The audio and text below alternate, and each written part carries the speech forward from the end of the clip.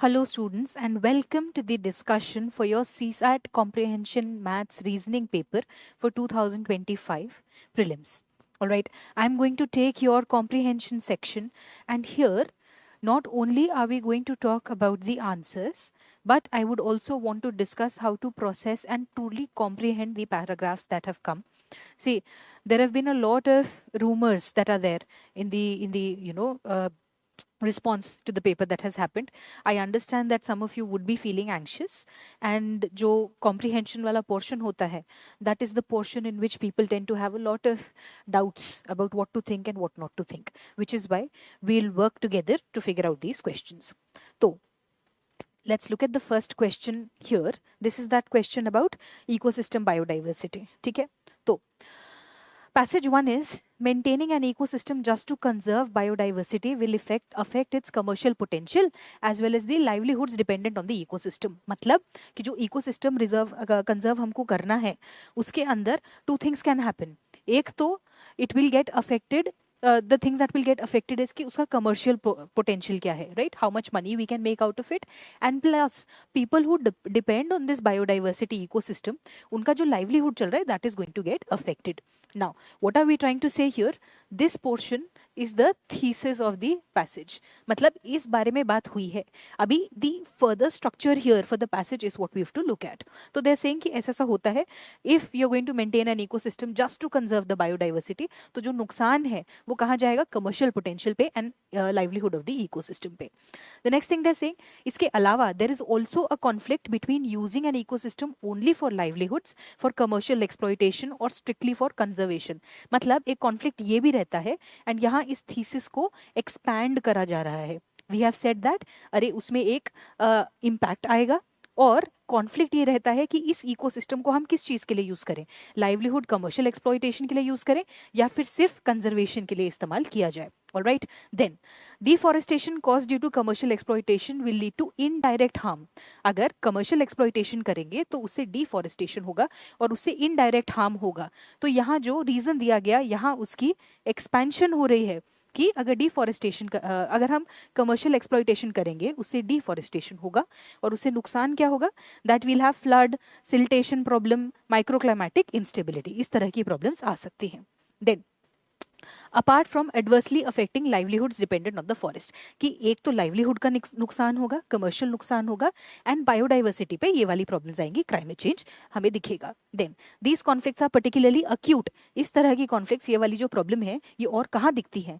In developing countries where the dependence of people on the ecosystem is significant. मतलब developing countries में जहाँ ecosystem पर लोगों की डिपेंडेंस ज़्यादा होती है, वहाँ ये प्रॉब्लम हमें ज़्यादा दिखेगी. And commercial exploitation has the potential to boost national income. अभी एक तो ये है कि डिपेंडेंस से नुकसान होगा, और अगर हम कमर्शियल एक्सप्लॉयटेशन करते तो पोटेंशियल ये हो जाएगा कि हमारी इनकम जो है इंक्रीज हो जाए. तो व्हाट आर वी सेइंग? उन्होंने बोला कि ये हमारा थीसिस है कि ये बैलेंस करना मुश्किल है, और उसके बाद they are giving the explanation for that thesis. Details आगे दी गई हैं. Alright, so that is the structure of the passage. Let's look at the question. Question ये पूछा है कि which of the following statements best reflects the critical message conveyed by the author of the passage. तो उन्होंने क्या पूछा कि main message क्या है, वो कहना क्या चाहते हैं कि बैलेंस करना कठिन है, राइट? सो लेट्स सी कि क्या बोल रहे हैं. पहला जो ऑप्शन है, they saying conservation of biodiversity is not an issue to be worried about when some people depend on ecosystems for their livelihood. क्या हमारा पैसेज ये कह रहा है कि आप बायोडाइवर्सिटी की चिंता करना बंद कर दीजिए क्योंकि लोगों की डिपेंडेबिलिटी है लाइवलीहुड पे? ऐसा तो उन्होंने नहीं कहा है. उन्होंने ये कहा कि भाई ऐसा करने में, बैलेंस करने में दिक्कत होती है और ये कठिनाइयां हैं, but that is not the core message. The core message is that it's difficult to identify.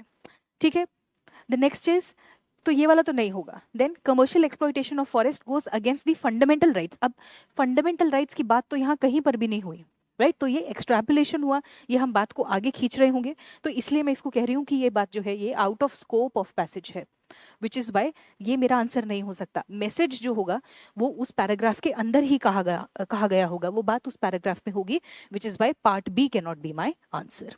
अगला देखिए, सस्टेनेंस ऑफ लाइवलीहुड मतलब रोजगार चलाना, and degradation of ecosystem while being together exacerbate each other, मतलब अगर हम लाइवलीहुड चलाने की कोशिश करें और इकोसिस्टम भी अगर डिग्रेड होगा तो वो एक साथ एक दूसरे को और इंटेंसिफाई कर देते हैं, leading to conflicts and imbalance. Conflict की बात भी उन्होंने कहा है, इम्बैलेंस की बात भी कही है। तो जो बात ऑलरेडी उस पैराग्राफ में कही गई है यहाँ उसको समराइज किया जा रहा है, और इसीलिए आई थिंक दैट आंसर मेरा यहाँ होना चाहिए। Last option is commercial exploitation of ecosystem should be completely stopped. ये कंप्लीटली स्टॉप्ड वाली बात क्या हुई, ये बात जो है एक्सट्रीम है, it is beyond the scope, it is very very strong stance which is being taken. जबकि मैंने आपको दिखाया कि पैराग्राफ का स्ट्रक्चर है कि ऐसा होता है और उसको एक्सप्लेन किया गया है, which is why my answer for this first question has to be C. अभी देखिए उसी पैराग्राफ के लिए एक और question has been asked. The second question is with reference to the above passage the following assumptions have been made। assumption मतलब that if I read the passage क्या इन बातों को मैं सच मान सकती हूँ या नहीं, ठीक है। the first sentence is no country needs to depend on ecosystems to boost national income। ऐसी तो बात ही नहीं, उल्टा इससे अलग बात कही गई है। जो नेशनल इनकम की बात थी वो यहाँ लिखा था कि जो डेवलपिंग कंट्रीज है उनका जो इम्पैक्ट है वो ज्यादा रहता है। और देखिए लास्ट में लिखा है commercial exploitation has the potential to boost national income, कि अगर कमर्शियली एक्सप्लॉयट करेंगे तो उसका फायदा होगा नेशनल इनकम में, और ये कह रहे हैं कि ऐसा तो जरूरत ही नहीं पड़ेगी। तो this statement is completely wrong. दूसरी तरफ आप ये भी देख सकते हैं कि ये बात बहुत एक्सट्रीम हो गई, तो इसलिए I can not assume the first statement to be correct. दूसरा स्टेटमेंट देखिए, resource rich countries need to share their resources with those of scant resources so as to prevent the degradation of ecosystem. मतलब ये बोल रहे हैं कि अगर situation ऐसी हुई जिस कंट्री के पास रिसोर्सेज ज्यादा हैं उसे कम रिसोर्सेज वाली कंट्री के साथ अपने रिसोर्सेज शेयर करने चाहिए, और उससे इकोसिस्टम की डिग्रेडेशन बच जाएगी। अब इस तरह की बात तो कहीं भी नहीं हुई, वो तो उन्होंने कहा कि बैलेंस करना कठिन है और इसलिए उसकी डिटेल्स दी गई है। तो ये भी out of scope of the passage हुआ, और इसलिए ये स्टेटमेंट भी नहीं हो सकता है। My answer has to be option D, neither one nor two. All right, so these were the first two questions. एक पैराग्राफ से दो क्वेश्चन आए हैं, अगले पैराग्राफ की बात देखते हैं। So from this paragraph also we have two questions that have been asked. Now let's look at the structure of this particular paragraph. वो क्या कह रहे हैं? The history of renewable energy suggests that there is a steep learning curve, meaning that as more is produced, costs fall rapidly because of economies of scale and learning by doing. क्या बात हुई कि ये भी एक thesis है इस paragraph का, कि क्या कहना चाह रहे हैं कि रिन्यूएबल एनर्जी की हिस्ट्री में हमें ये दिखा है कि जैसे जैसे एक उसका इकोनॉमीज ऑफ स्केल अप्लाई होगा, जैसे जैसे हमें उसकी प्रैक्टिस होगी, हम उसका एक्सपीरियंस ले पाएंगे, वैसे वैसे उसका कॉस्ट जो है वो फॉल करता है। और इसी चीज़ को एक स्टीप लर्निंग कर्व कहा जा रहा है कि हम जो सीखेंगे उससे काफ़ी इम्पैक्ट नजर आएगा। ये क्या बात हुई, ये इस पैसेज की थीसिस है कि किस बारे में ये बात कही गई है। Why we are identifying this thesis is कि कई बार हम देखते हैं कि शुरुआत में वो मेन बात लिखी होगी और कई बार वो इस पैराग्राफ के बीच में होगी। Now this is the thesis and now let's see इसके आगे क्या बोला गया है। The firms green innovation is path depended, मतलब कि जो इनोवेशन करेगी कोई कंपनी वो किस रास्ते से करे, किस पाथ से कर रही है, वो फर्क पड़ता है। The more a firm does the more likely it is to do in the future. जिस रास्ते से वो एक बार गुजर चुके हैं वहां पर वो काम करना और आसान होता चला जाएगा। सो ये इस थीसिस को सपोर्ट कर रही है बात। The strongest evidence for this is the collapse in the price of solar energy। अब ये इसका एग्जाम्पल दिया गया है, मतलब there is a thesis, then there is a supporting statement, और उसके बाद एग्जाम्पल दिया जा रहा है किसका, सोलर एनर्जी का, which became about 90% cheaper in during the 2010s, repeatedly beating the forecast. कि फोरकास्ट तो ये किया गया था कि ऐसा नहीं होगा, लेकिन ये हुआ कि 90% तक उसका प्राइस जो है वो फॉल कर गया 2010 के दशक में। Moving early and gradually gives economies more time to adjust. अब जो थीसिस कही गई है उसके बारे में एक और डिटेल दी जा रही है कि कैसे हमारी प्रोग्रेशन हो। So moving early and gradually gives economies more time to adjust, allowing them to reap the benefits of path dependent green investment without much disruption. मतलब अगर हम जल्दी शुरुआत करेंगे, मतलब अगर बिगिन जल्दी होगा और अगर स्टेप बाय स्टेप चलेंगे तो इकोनॉमीज को और टाइम मिलता है एडजस्ट करने के लिए, उससे उनको फायदा ज्यादा होगा ग्रीन इन्वेस्टमेंट का। A lot more chaotic transition is costlier. ये वाली बात इस पिछले स्टेटमेंट की ऑपोजिट है ना, कि ऐसा होगा और अगर वाइस वर्सा तो ये होगा। ठीक, so this is what this paragraph is telling me. Now सवाल क्या पूछा है? The question that has been asked is what is the central idea of the passage, कि इस पैराग्राफ में अब कहा क्या गया, इस पैराग्राफ में क्या कहा गया कि भाई टाइमिंग के हिसाब से फर्क पड़ेगा, अगर आप जल्दी शुरुआत करेंगे तो जल्दी हम उसको कवर कर पाएंगे कॉस्ट को, अगर नहीं करेंगे तो लेट हो जाएगा क्योंकि एक स्टीप लर्निंग कर्व है. This is what the paragraph has told me. Now let's look at the options. Economies of scale is essential for the transition to green growth.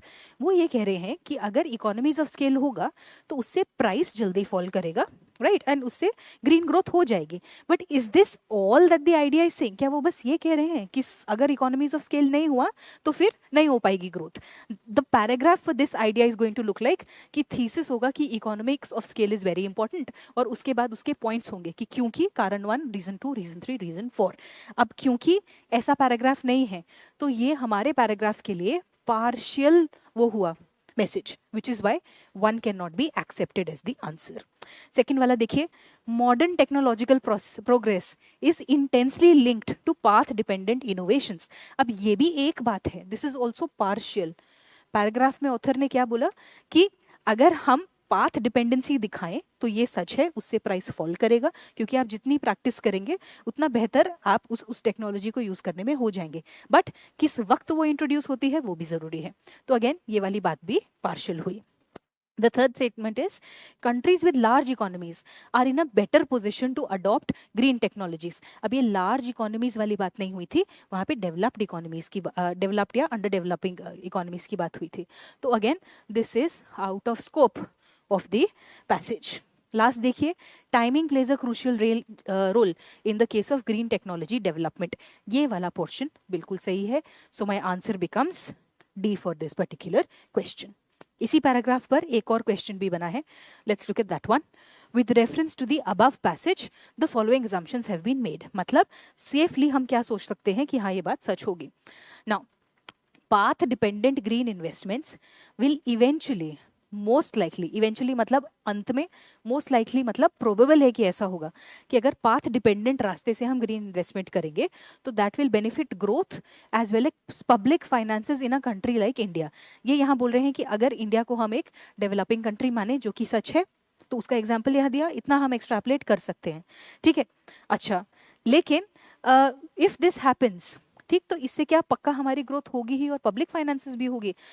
Eventually most likely ये outcome होगा या नहीं, बात ये नहीं है. उन्होंने ये कहा है कि जो ग्रीन इन्वेस्टमेंट है, जो कॉस्ट ऑफ टेक्नोलॉजी है, वो रिड्यूस होगा, राइट. तो उससे ग्रोथ होगा या नहीं होगा, पब्लिक फाइनेंसेस होगा या नहीं होगा, we can't say.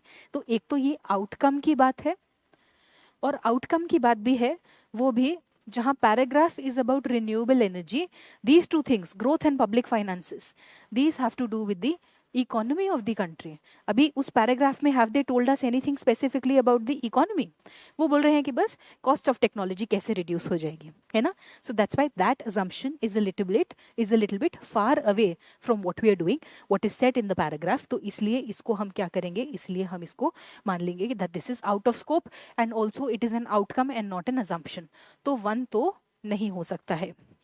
The second one is कि if other green technologies follow the same pattern as that of solar energy, मतलब जैसे solar energy का example दिया, अगर उसी रास्ते चलेंगे, there will most likely be an easy green transition. तो उसकी वजह से बड़े आराम से क्या कहते हैं, easy green transition हो जाएगा. अब क्या बोला उन्होंने कि अगर सेम पैटर्न फॉलो करेंगे तो बड़े आराम से वो चीज़ चेंज हो जाएगी. ये भी आउटकम की बात हो रही है, राइट, एंड ऑल्सो पार्शियल बात है. सोलर एनर्जी में उन्होंने बोला कि उसका एक्सपीरियंस ऐसा था, एक आउटकम ऐसा था, ठीक. लेकिन बात यह है कि एक्सपीरियंस की वजह से प्राइस डाउन हुआ था, लेकिन ओवरऑल जो पैराग्राफ ने बोला है, उन्होंने बोला है कि एक इजी और स्मूथ ट्रांजिशन होगा अगर टाइमिंग करेक्ट हुई तो. ऑलराइट, नाउ ऑल्दो ये चीज़ थोड़ा ऑपोजिट है ना, अगर ये चीज़ थोड़ा ऑपोजिट है तो ये भी आंसर नहीं हो सकता. इसीलिए I am selecting my answer to be neither 1 nor 2. लेकिन आई डू रियलाइज कि इस स्टेटमेंट को नेगेट करना टफ है, एंड दैट्स वाई इसका आंसर थोड़ा एम्बिगुअस हो सकता है. And this is the only question in comprehension जहाँ पे थोड़ा एम्बिग्विटी है. Alright, so I am selecting my answer to be D, but again this is open to interpretation कि आप कैसे पकड़ रहे हैं. Then the next question was, in my set this is question number 11. उसके लिए पैराग्राफ में each state in India faces a distinctive set of challenges regarding the impact of warming, but also offers its own set of opportunities for reducing emissions depending upon its natural resources. ये क्या बोल रहे हैं कि India में जितने भी states हैं उनकी अपनी स्पेसिफिक प्रॉब्लम्स हैं with regard to global warming से उस पर क्या असर पड़ेगा, एंड उसमें अपॉर्चुनिटी भी अलग है कि एमिशंस रिड्यूस करने के लिए उसे क्या करना चाहिए. ये भी इस चीज़ की थीसिस है, ये कोर स्टेटमेंट है कि ये बात हुई, राइट. अब इसके बाद क्या कहा जा रहा है, इसके बाद you have been given a number of examples in support of the statement. देखिए, for example coastal states, so this is example number 1. Coastal states need to take action to protect their shores from sea level rise. Districts that are drier need to prepare for variable monsoon precipitation. तो यहाँ coast पे ऐसा होगा और जो dry area है वहाँ ऐसा होगा. Then Himalayan regions have their own, तो ये एग्जाम्पल नंबर 2. हिमालयन रीजन में यूनिक चैलेंजेस होते हैं, और जबकि पेनिनसुलर इंडिया में और ऑफशोर एरियाज में great opportunity for harnessing wind power है. तो दूसरा एग्जाम्पल यहाँ हुआ. These various aspects need to be considered for developing clear and sustainable goals for the future. तो सबके लिए opportunity और threat अलग अलग है, 2 एग्जाम्पल, और इसीलिए आउटकम और वे फॉरवर्ड क्या है कि हम स्पेसिफिकली स्टेट वाइज चलते रहें अपनी स्ट्रैटेजी बनाने के लिए. स्टेट बोला है या नहीं, नीड टू बी कंसिडर्ड, ये नहीं बोला कि कौन डिसीजन लेगा, उन्होंने बोला कि ये सब डिसीजन करने वाले को सोचना चाहिए. Alright, now let's look at the questions. Question 11 is which one of the following statements best reflects the most logical, rational and pragmatic message. Overall क्या बात कही गई है, conveyed by the author of the passage. ठीक है, पहले the mitigation and adaptation strategies to address and tackle climate change is essentially the responsibility of each state. क्या एक स्टेट की रिस्पॉन्सिबिलिटी है या नहीं, ये चीज साफ साफ बोला गया है? नहीं. मैंने आपको लास्ट सेंटेंस में बताया कि देखिए वो बोल रहे हैं कि जो भी डिसीजन लेगा उसे ये बात समझनी चाहिए, जबकि स्टेट वाइज चेंज है. और स्टेट भी नहीं, अगर स्टेट स्टेट लिखा होता ना तो यहाँ लिखा होता यूपी, बिहार, महाराष्ट्र इस तरह, बट ये तो रीजन है. यहाँ लिखा है हिमालयन रीजन, कोस्टल स्टेट्स, तो स्टेट वाइज नहीं रीजन वाइज लिखा है, तो उसका भी प्रूफ है, इसलिए हम यहाँ इसको मैसेज नहीं ले रहे हैं, राइट. या फिर अभी कंसिडर करेंगे. लेट्स सी आगे क्या लिखा है. India is too diverse to implement any effective strategy or programme to address or tackle the climate change. Last में ये आउटकम निकला था कि जो भी डिसीजन ले वो इसको सोच समझ के रखे, डाइवर्सिटी को ध्यान रख के डिसाइड करे. ये स्टेटमेंट बोल रहा है कि इंडिया इतना डाइवर्स है कि हो ही नहीं सकता कि हम कोई ढंग की स्ट्रैटेजी लगा सकें. ये चीज बहुत नेगेटिव है, आउटकम बेस्ड है, एंड प्लस ऑपोजिट भी है पैराग्राफ में जो लिखा है ना. तो ये तो पक्का ही नहीं हो सकता है मेरा answer. Then it is basically the responsibility of the union government to implement the climate action plans and ensure net zero emissions. यहाँ भी बात आउट ऑफ स्कोप जा रही है, यूनियन गवर्नमेंट की बात नहीं कही गई है. उन्होंने कहा जो भी डिसीजन लेगा उसको ऐसे करना चाहिए, तो सी भी मेरा आंसर नहीं हो सकता है. डी देखिए, India needs to formulate effective climate change mitigation and adaptation strategy at the state regional level. तो जहाँ वो एग्जाम्पल्स में कहीं स्टेट की बात हुई है, कहीं रीजन की बात हुई है, फिजिकल फीचर्स की बात हुई है, तो वहाँ स्लैश लेके इसको कवर किया जा रहा है. That's why my answer has to be option number D. ठीक है, so that is question 11. Then question 12 is कि with reference to the passage the following assumptions have been made. किन चीजों को हम सही मान सकते हैं? Green energy production can be linked to या integrated with the climate change mitigation and adaptation strategies. ये बात बिल्कुल ठीक है कि जैसी जैसी climate change mitigation adaptation strategy है वैसी ही वहाँ अपॉर्चुनिटी होगी, जो बात थीसिस में लिखी थी. देखिए कि each state faces distinct challenges and its own set of opportunities for reducing emissions on it's natural resources. तो यही बात हुई कि अडेप्टेशन क्लाइमेट चेंज मिटिगेशन की अपॉर्चुनिटी अलग है एंड जो स्ट्रेस है वो भी अलग है, राइट. सो स्टेटमेंट 1 तो वैलिड असम्पशन है, ऐसी बात थीसिस में कही गई है.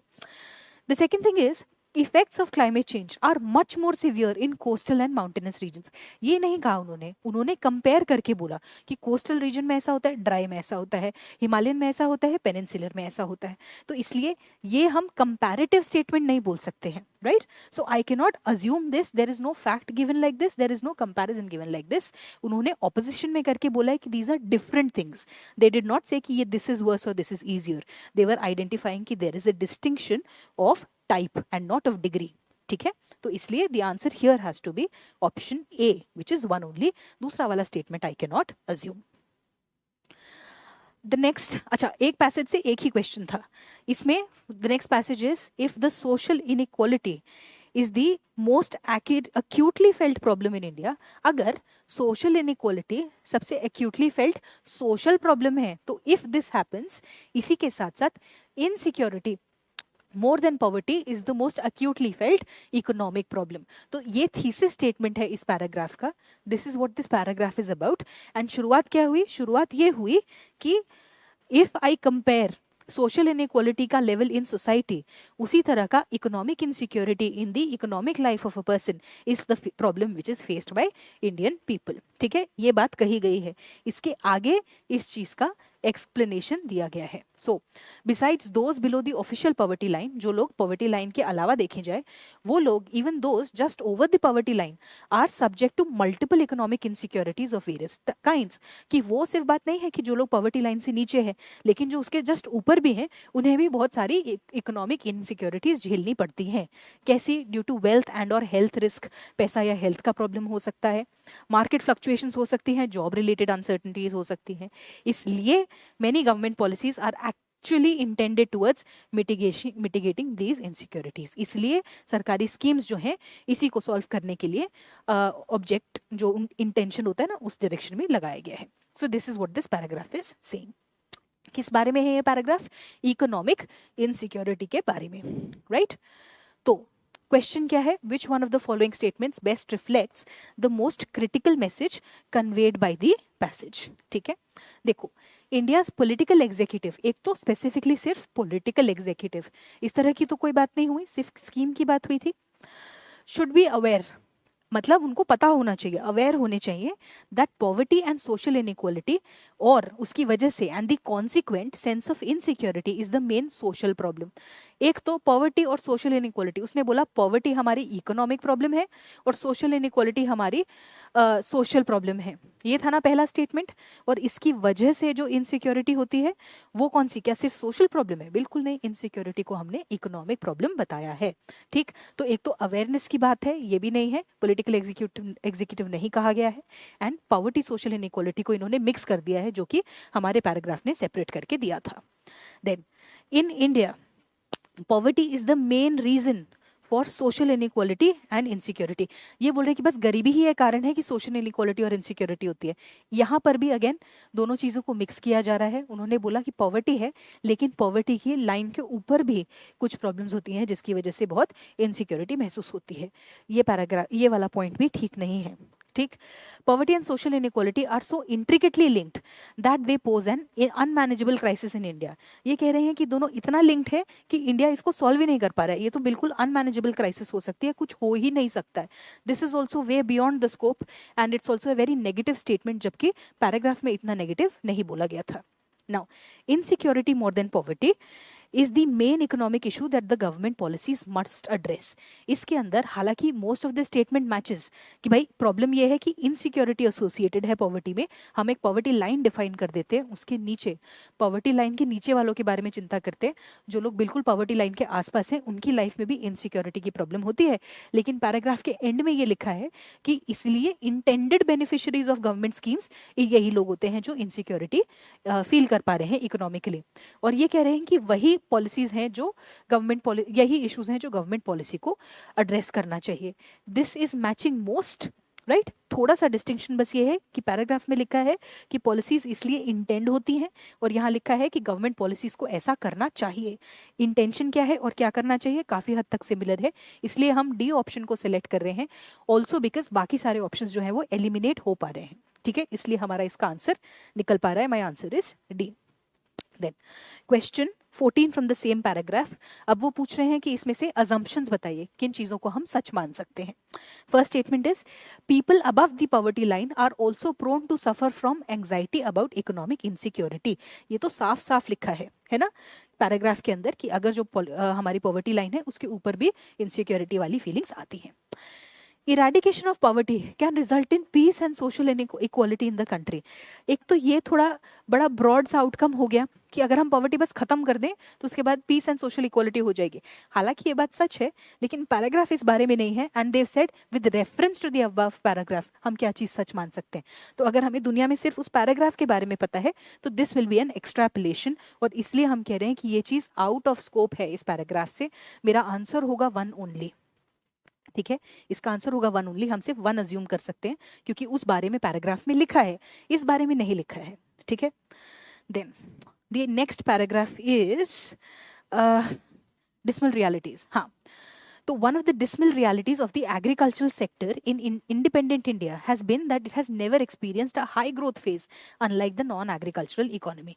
मतलब एक बड़ी दुख भरी सच्चाई है इंडियन एग्रीकल्चरल सेक्टर के बारे में कि इंडिपेंडेंस के बाद उसने ऐसे बड़ा हाई ग्रोथ फेज नहीं देखा, इतना दिन दुगनी रात चौगनी तरक्की नहीं देखी जैसे कि हमने नॉन एग्रीकल्चरल इकोनॉमी में देखी। हमारी बाकी इकोनॉमी बड़ा ग्रो करी, लेकिन ये दुख भरी डिस्मल रियलिटी मतलब दुख भरी सच्चाई है कि हमारा एग्रीकल्चरल सेक्टर जो है इतना ग्रो नहीं कर पाया।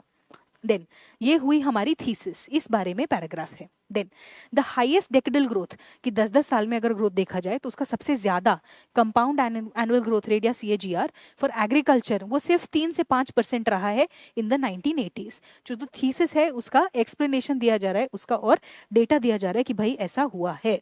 उसके बाद agricultural growth suffered relative stagnation thereafter कि पहले 3 से 5% ग्रोथ हुई थी और उसके बाद से तो स्टैग्नेशन ही चल रहा है।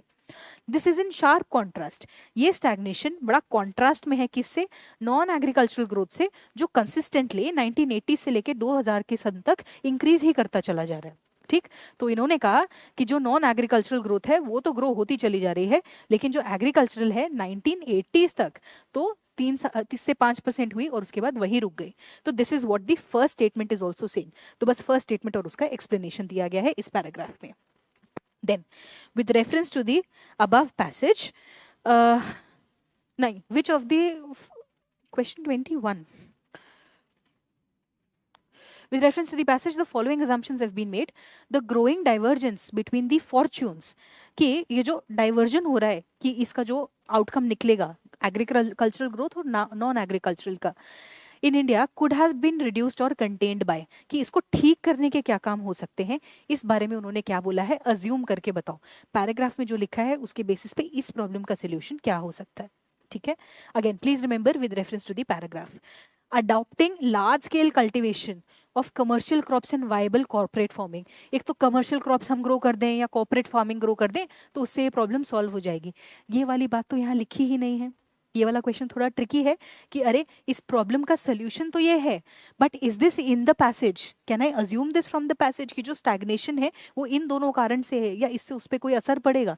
We don't know, which is why this will be out of scope for the passage और I can not consider this to be a part of my answer. ठीक है, the second statement is providing free insurance. अब ये free insurance वाली बात भी वहां नहीं लिखी है। वी डोंट नो कि स्टैग्नेशन ऐसा क्यों हुआ है कि इंश्योरेंस नहीं मिल रहा है और इस तरह की प्रॉब्लम हो। ठीक है, and heavily subsidising seed, fertiliser, electricity and farm machinery at par with developed countries. अभी see this question is risky because उन्होंने बोला कि ये जो प्रॉब्लम है इसका सोल्यूशन क्या होगा। ठीक, सोल्यूशंस ये दोनों हैं, but what we are applying is we are applying our knowledge of economy.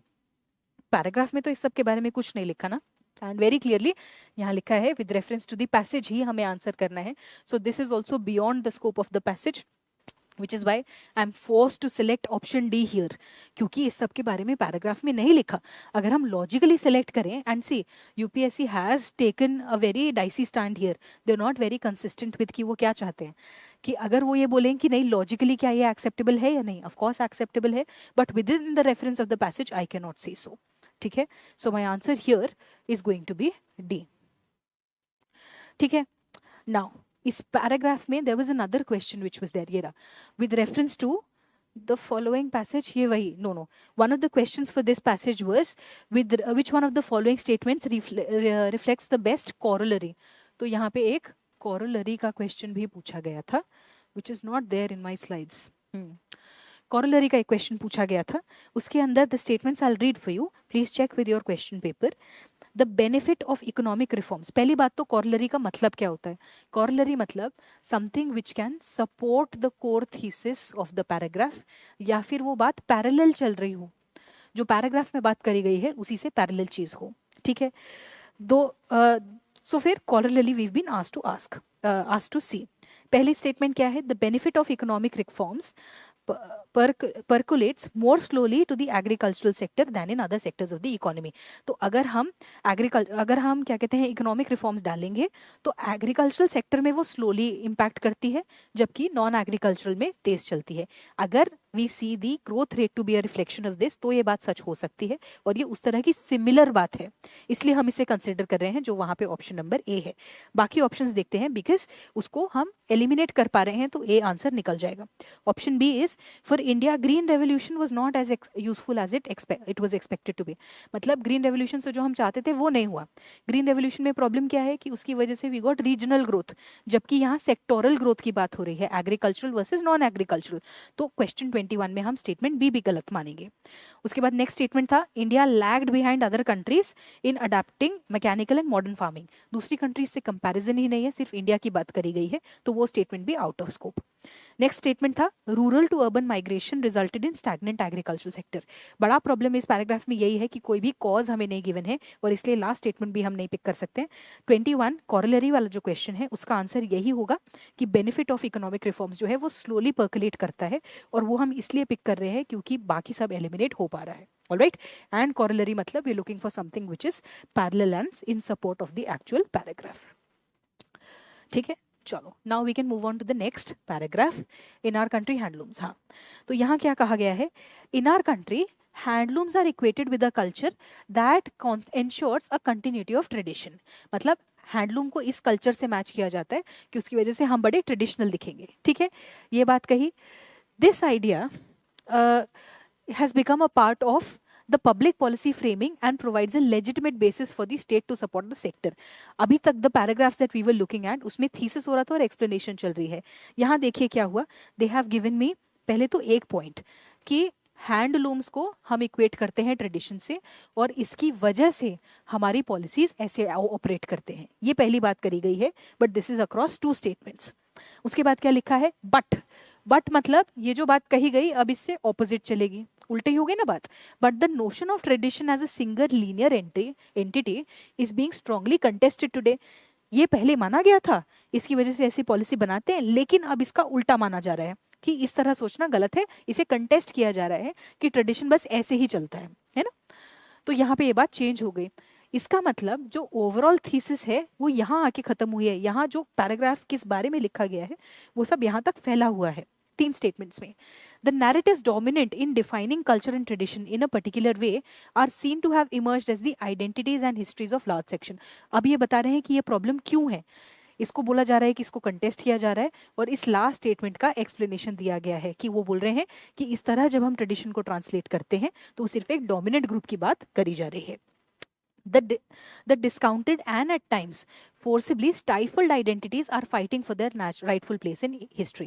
मतलब वो identities, वो cultures, वो histories जिनको डिस्काउंट किया गया है, मतलब जिन्हें इग्नोर किया गया है, जिन्हें कट शॉर्ट कर दिया गया है, और स्टाइफल्ड, फोर्सिबली स्टाइफल्ड मतलब उनका गला घोटा जा रहा है. ये सब आइडेंटिटीज जो हैं वो लड़ रही हैं अपनी रिप्रेजेंटेशन के लिए हिस्ट्री में.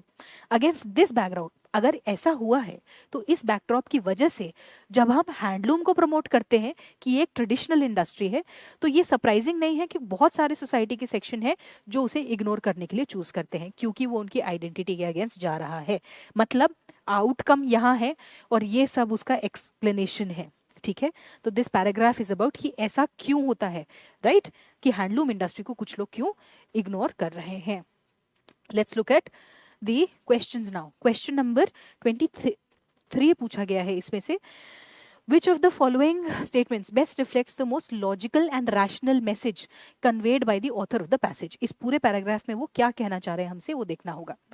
We need to free the handloom industry from the limited narrative linked to preserving cultural heritage. अगर हम चाहते हैं कि लोग इसको एक्सेप्ट करें हैंडलूम की इंडस्ट्री को, तो हमें उसकी लिमिटेड नैरेटिव से उसे लिंक करने वाली जो तरीका है, जो पॉलिसी बनाई है, इसको छोड़ना पड़ेगा.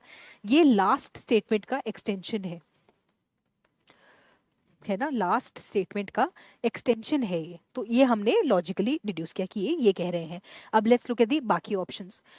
ठीक है, क्योंकि again best reflects logical and rational message का अक्सर यही मतलब होता है कि जो मैसेज है उसको हम थोड़ा एक्सटेंड कर सकते हैं. Then continued state support to the handloom industry ensures the preservation of some of our glorious art forms and old traditions. ये कह रहे हैं कि अगर स्टेट कंटिन्यूसली हैंडलूम इंडस्ट्री को सपोर्ट करेगी, पैसा देगी, तो उसकी वजह से हमारे आर्ट फॉर्म्स हमेशा चलते चले जाएंगे. जबकि पैराग्राफ इस बारे में नहीं है. पैराग्राफ ये है कि हम जिस तरह प्रमोट कर रहे हैं उसकी वजह से एक सेक्शन ऑफ सोसाइटी एलियनेट होता है और इसलिए वो इसको सपोर्ट नहीं करेंगे. इसलिए ये वाला पॉइंट जो है वी कैन नॉट एक्सेप्ट, इसको हम बोलेंगे क्योंकि इसके बावजूद भी प्रॉब्लम कंटिन्यू होगी. अगर आप इसी पॉलिसी के अंदर पैसा डालते चले जाएंगे तो लोग उसको फिर भी नहीं एक्सेप्ट करेंगे क्योंकि वो उनकी आइडेंटिटी से मैच नहीं कर रहे हैं. ठीक है. Then household units of the handloom sector should be modernised and made economically viable organised industry. यहाँ भी बात करें कि इकोनॉमिकली कुछ प्रॉब्लम है, इसकी वजह से ऐसा नहीं हो पा रहा है, इसलिए ये मैसेज भी गलत हुआ क्योंकि वो बोल रहे हैं कि हिस्ट्री और आइडेंटिटी की प्रॉब्लम है. Handloom products need to be converted to machine made designer products so as to make them more popular. ये तो कह रहे हैं दिक्कत ये है कि लोगों को हैंडलूम पसंद ही नहीं है, उनको ये चाहिए मशीन मेड प्रोडक्ट चाहिए और इसलिए टेक्नोलॉजी ही चेंज कर देनी चाहिए. ये भी बात गलत है, ऐसा पैराग्राफ में नहीं कहा गया. तो बी सी डी तीनों हमारे एलिमिनेट हो गए and my answer has to be option A here. Then question 24 आया है इसी पैराग्राफ में से. With reference to the above passage the following assumptions have been made. ठीक है, कि अब हम किन बातों को सच माने.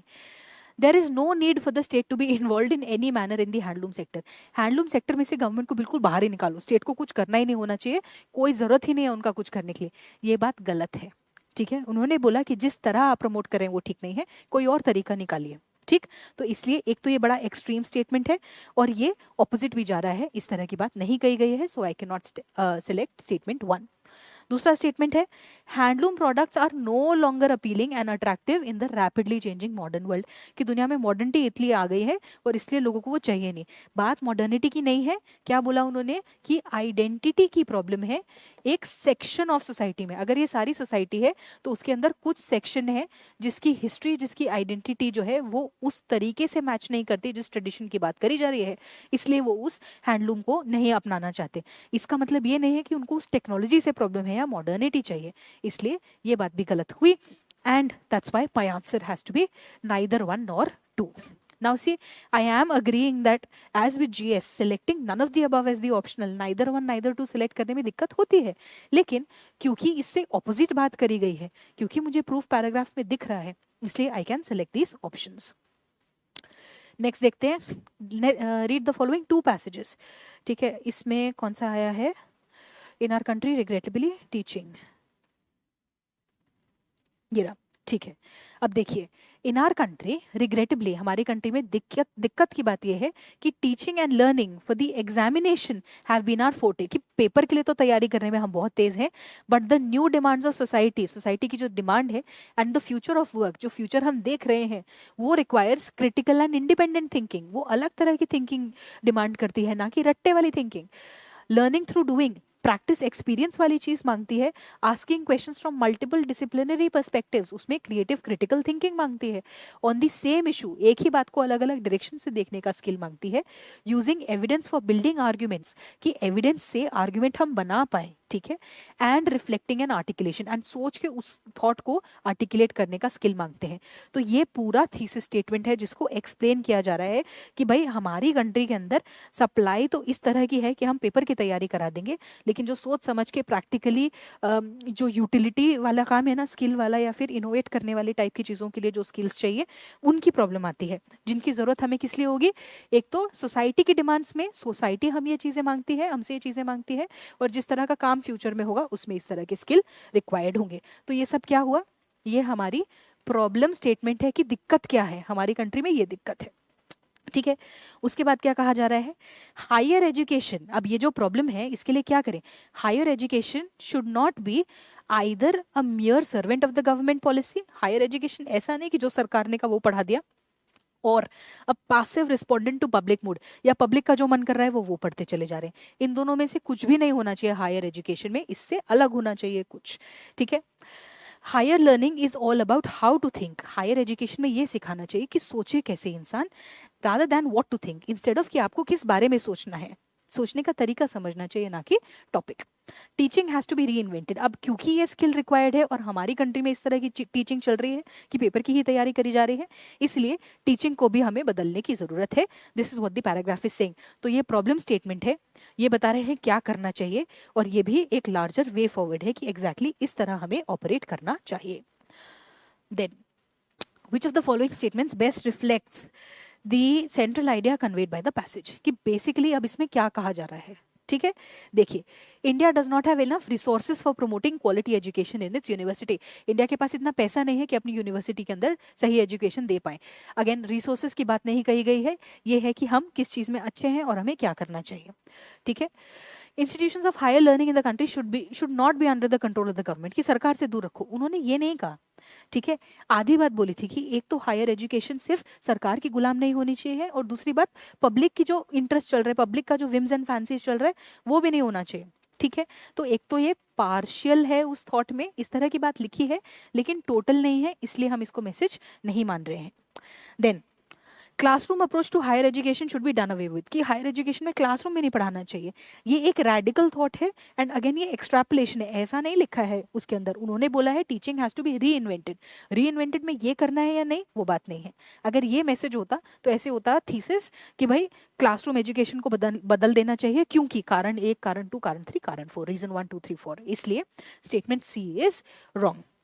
लास्ट वाला क्या है, classroom needs to be reimagined and teaching needs to be reinvented. Teaching needs to be reinvented तो सीधा ही लिखा है, और इसलिए क्लासरूम भी री इन्वेंट होना चाहिए। So very clearly my answer has to be D. तो इसलिए इसका आंसर बड़ा एग्जैक्टली हम निकाल पा रहे हैं, क्योंकि स्टेटमेंट्स जो है वो एलिमिनेट हो रही है। देन क्वेश्चन 32, इसमें देखिए, with reference to the above passage the following assumptions have been made, ठीक है, कि हम क्या सच मान सकते हैं। Higher education is constantly evolving subject that needs to align towards new developments in all spheres of society. ये वाली बात हम मान सकते हैं, क्योंकि उन्होंने क्या बोला, new development in all spheres, की सोसाइटी को ये चाहिए, इंडस्ट्री को ये चाहिए, तो हमारी एजुकेशन को ये बड़ी अलग अलग स्किल्स देनी चाहिए, ऐसा लिखा था पैराग्राफ में। तो इसलिए वो कह रहे हैं, इसलिए उसको चेंज होना जरूरी है, ठीक है। ये चीज हम सच मान सकते हैं, क्योंकि इसके जो पॉइंट्स है, इनका जो सपोर्टिंग पॉइंट्स है, वो हमारे पैराग्राफ में लिखा है, which is why I am accepting statement 1। अगला देखिए, in our country sufficient funds are not allocated to education for promoting higher education। Again क्या बोल रहे हैं कि इतना पैसा नहीं देती सरकार कि भाई हमारी एजुकेशन पे फोकस हो पाए। अगेन ये कारण हो सकता है, नहीं हो सकता है, वो सब ठीक है, लेकिन इस बारे में कोई बात नहीं हुई है कि क्या पैसे की प्रॉब्लम है, इसलिए we have to eliminate this, because this funding वाला problem is not mentioned in the paragraph, that makes this statement out of scope. इसलिए इसका आंसर क्या होगा, ऑप्शन A1 ओनली, ठीक है। अगला पैराग्राफ देखते हैं। If there is inequality in the pattern of population growth, कि अगर जिस तरह पॉपुलेशन ग्रो कर रही है उस पैटर्न के अंदर इनइक्वालिटी होगा, उसकी वजह से there is greater inequality in food production and utilisation. जिस तरह सोसाइटी अजीब अजीब रुक रहेगी, तो ऑब्वियसली सोसाइटी को रन करने वाले रिसोर्सेज भी उसके हिसाब से अफेक्ट होंगे। तो अगर पॉपुलेशन का ग्रोथ इराटिक होगा, तो उसी तरह फूड प्रोडक्शन और यूटिलाइजेशन की जो इक्वालिटी होगी वो भी वहां दिखेगी। अब देखिए, एज सोसाइटीज बिकम वेल्दियर, जैसे जैसे सोसाइटी और अमीर होगी, their consumption of animal products increases, ठीक है। पहले देखो यहाँ लिखा है कॉज, कि अगर पॉपुलेशन चेंज होगा तो उससे इफेक्ट कहाँ दिखेगा हमें, फूड प्रोडक्शन वाले सेक्टर में, ठीक है। उसके बाद क्या बता रहे हैं, अब उसका एक्सप्लेनेशन दे रहे हैं कि सोसाइटी जब पैसे वाली हो जाए तो वो एनिमल प्रोडक्ट्स इस्तेमाल करना बढ़ा देंगे, ठीक है। दिस मीन्स, ठीक है, इसका एक एक्सप्लेनेशन दिया और उसकी वजह से नेक्स्ट बात बोली जा रही है। मतलब कि ये पैराग्राफ कैसे चल रहा है, पैराग्राफ कह रहा है कि पहले एक चीज होती है, उसकी वजह से दूसरी चीज होती है, जब दूसरी चीज हुई तो उससे अलग अलग चीजें हो सकती हैं, जिसमें से पहली चीज क्या है कि भाई ये होगा, this means that greater proportion of such basic food stuffs as grains and legumes could be that could feed humans directly is instead being converted into feed for poultry and large farm animals। उन्होंने बोला जब inequality होगी तो हमारी food production में असर पड़ेगा, अगर पैसा आएगा सोसाइटी के अंदर तो वो एनिमल प्रोडक्ट्स ज़्यादा यूज़ करेंगे। तो जिस प्रकार इंसानों का पेट भरने के लिए हम दाल और ग्रेन्स यूज़ कर सकते थे, उस दाल और ग्रेन्स का कन्वर्जन हो जाएगा एज फूड फॉर एनिमल्स। तो हम पहले जानवरों को वो चीज़ खिलाएंगे, उसके बाद एनिमल प्रोडक्ट्स को कंज्यूम करेंगे। तो इसलिए one thing leads to another, step by step चल रहा है इसका लॉजिक। ठीक है। Then yet this conversion of plant based food, yet मतलब अब ऑपोजिट जाएगा, this conversion of plant based food into animal foods for human is far from efficient. अब ये जो हम कर रहे हैं कि ये एफिशिएंट तो नहीं है बिल्कुल भी। Only 16% of these calories fed to chickens are recovered by us when we eat them. जितना कैलोरी आप जानवर को खिलाओगे उतना हम उसमें से एक्सट्रैक्ट नहीं कर पाते। This conversion rate goes down to 5 to 7% in large animals. ये और कम हो जाता है। चिकन के अंदर 16% है, बड़े एनिमल्स में तो 5 से 7% है। उतना कम कैलोरीज जो है हम रिकवर कर पा रहे हैं। Which are fed grain to add fat and some protein before slaughter, कि जो एनिमल्स को, बड़े एनिमल्स को ग्रेन्स खिलाया जा रहा है उसका कैलोरी आउटपुट तो हमारे लिए और भी कम होता है। ठीक है। So this is what this paragraph is about. अब देखते हैं क्वेश्चन क्या पूछा है।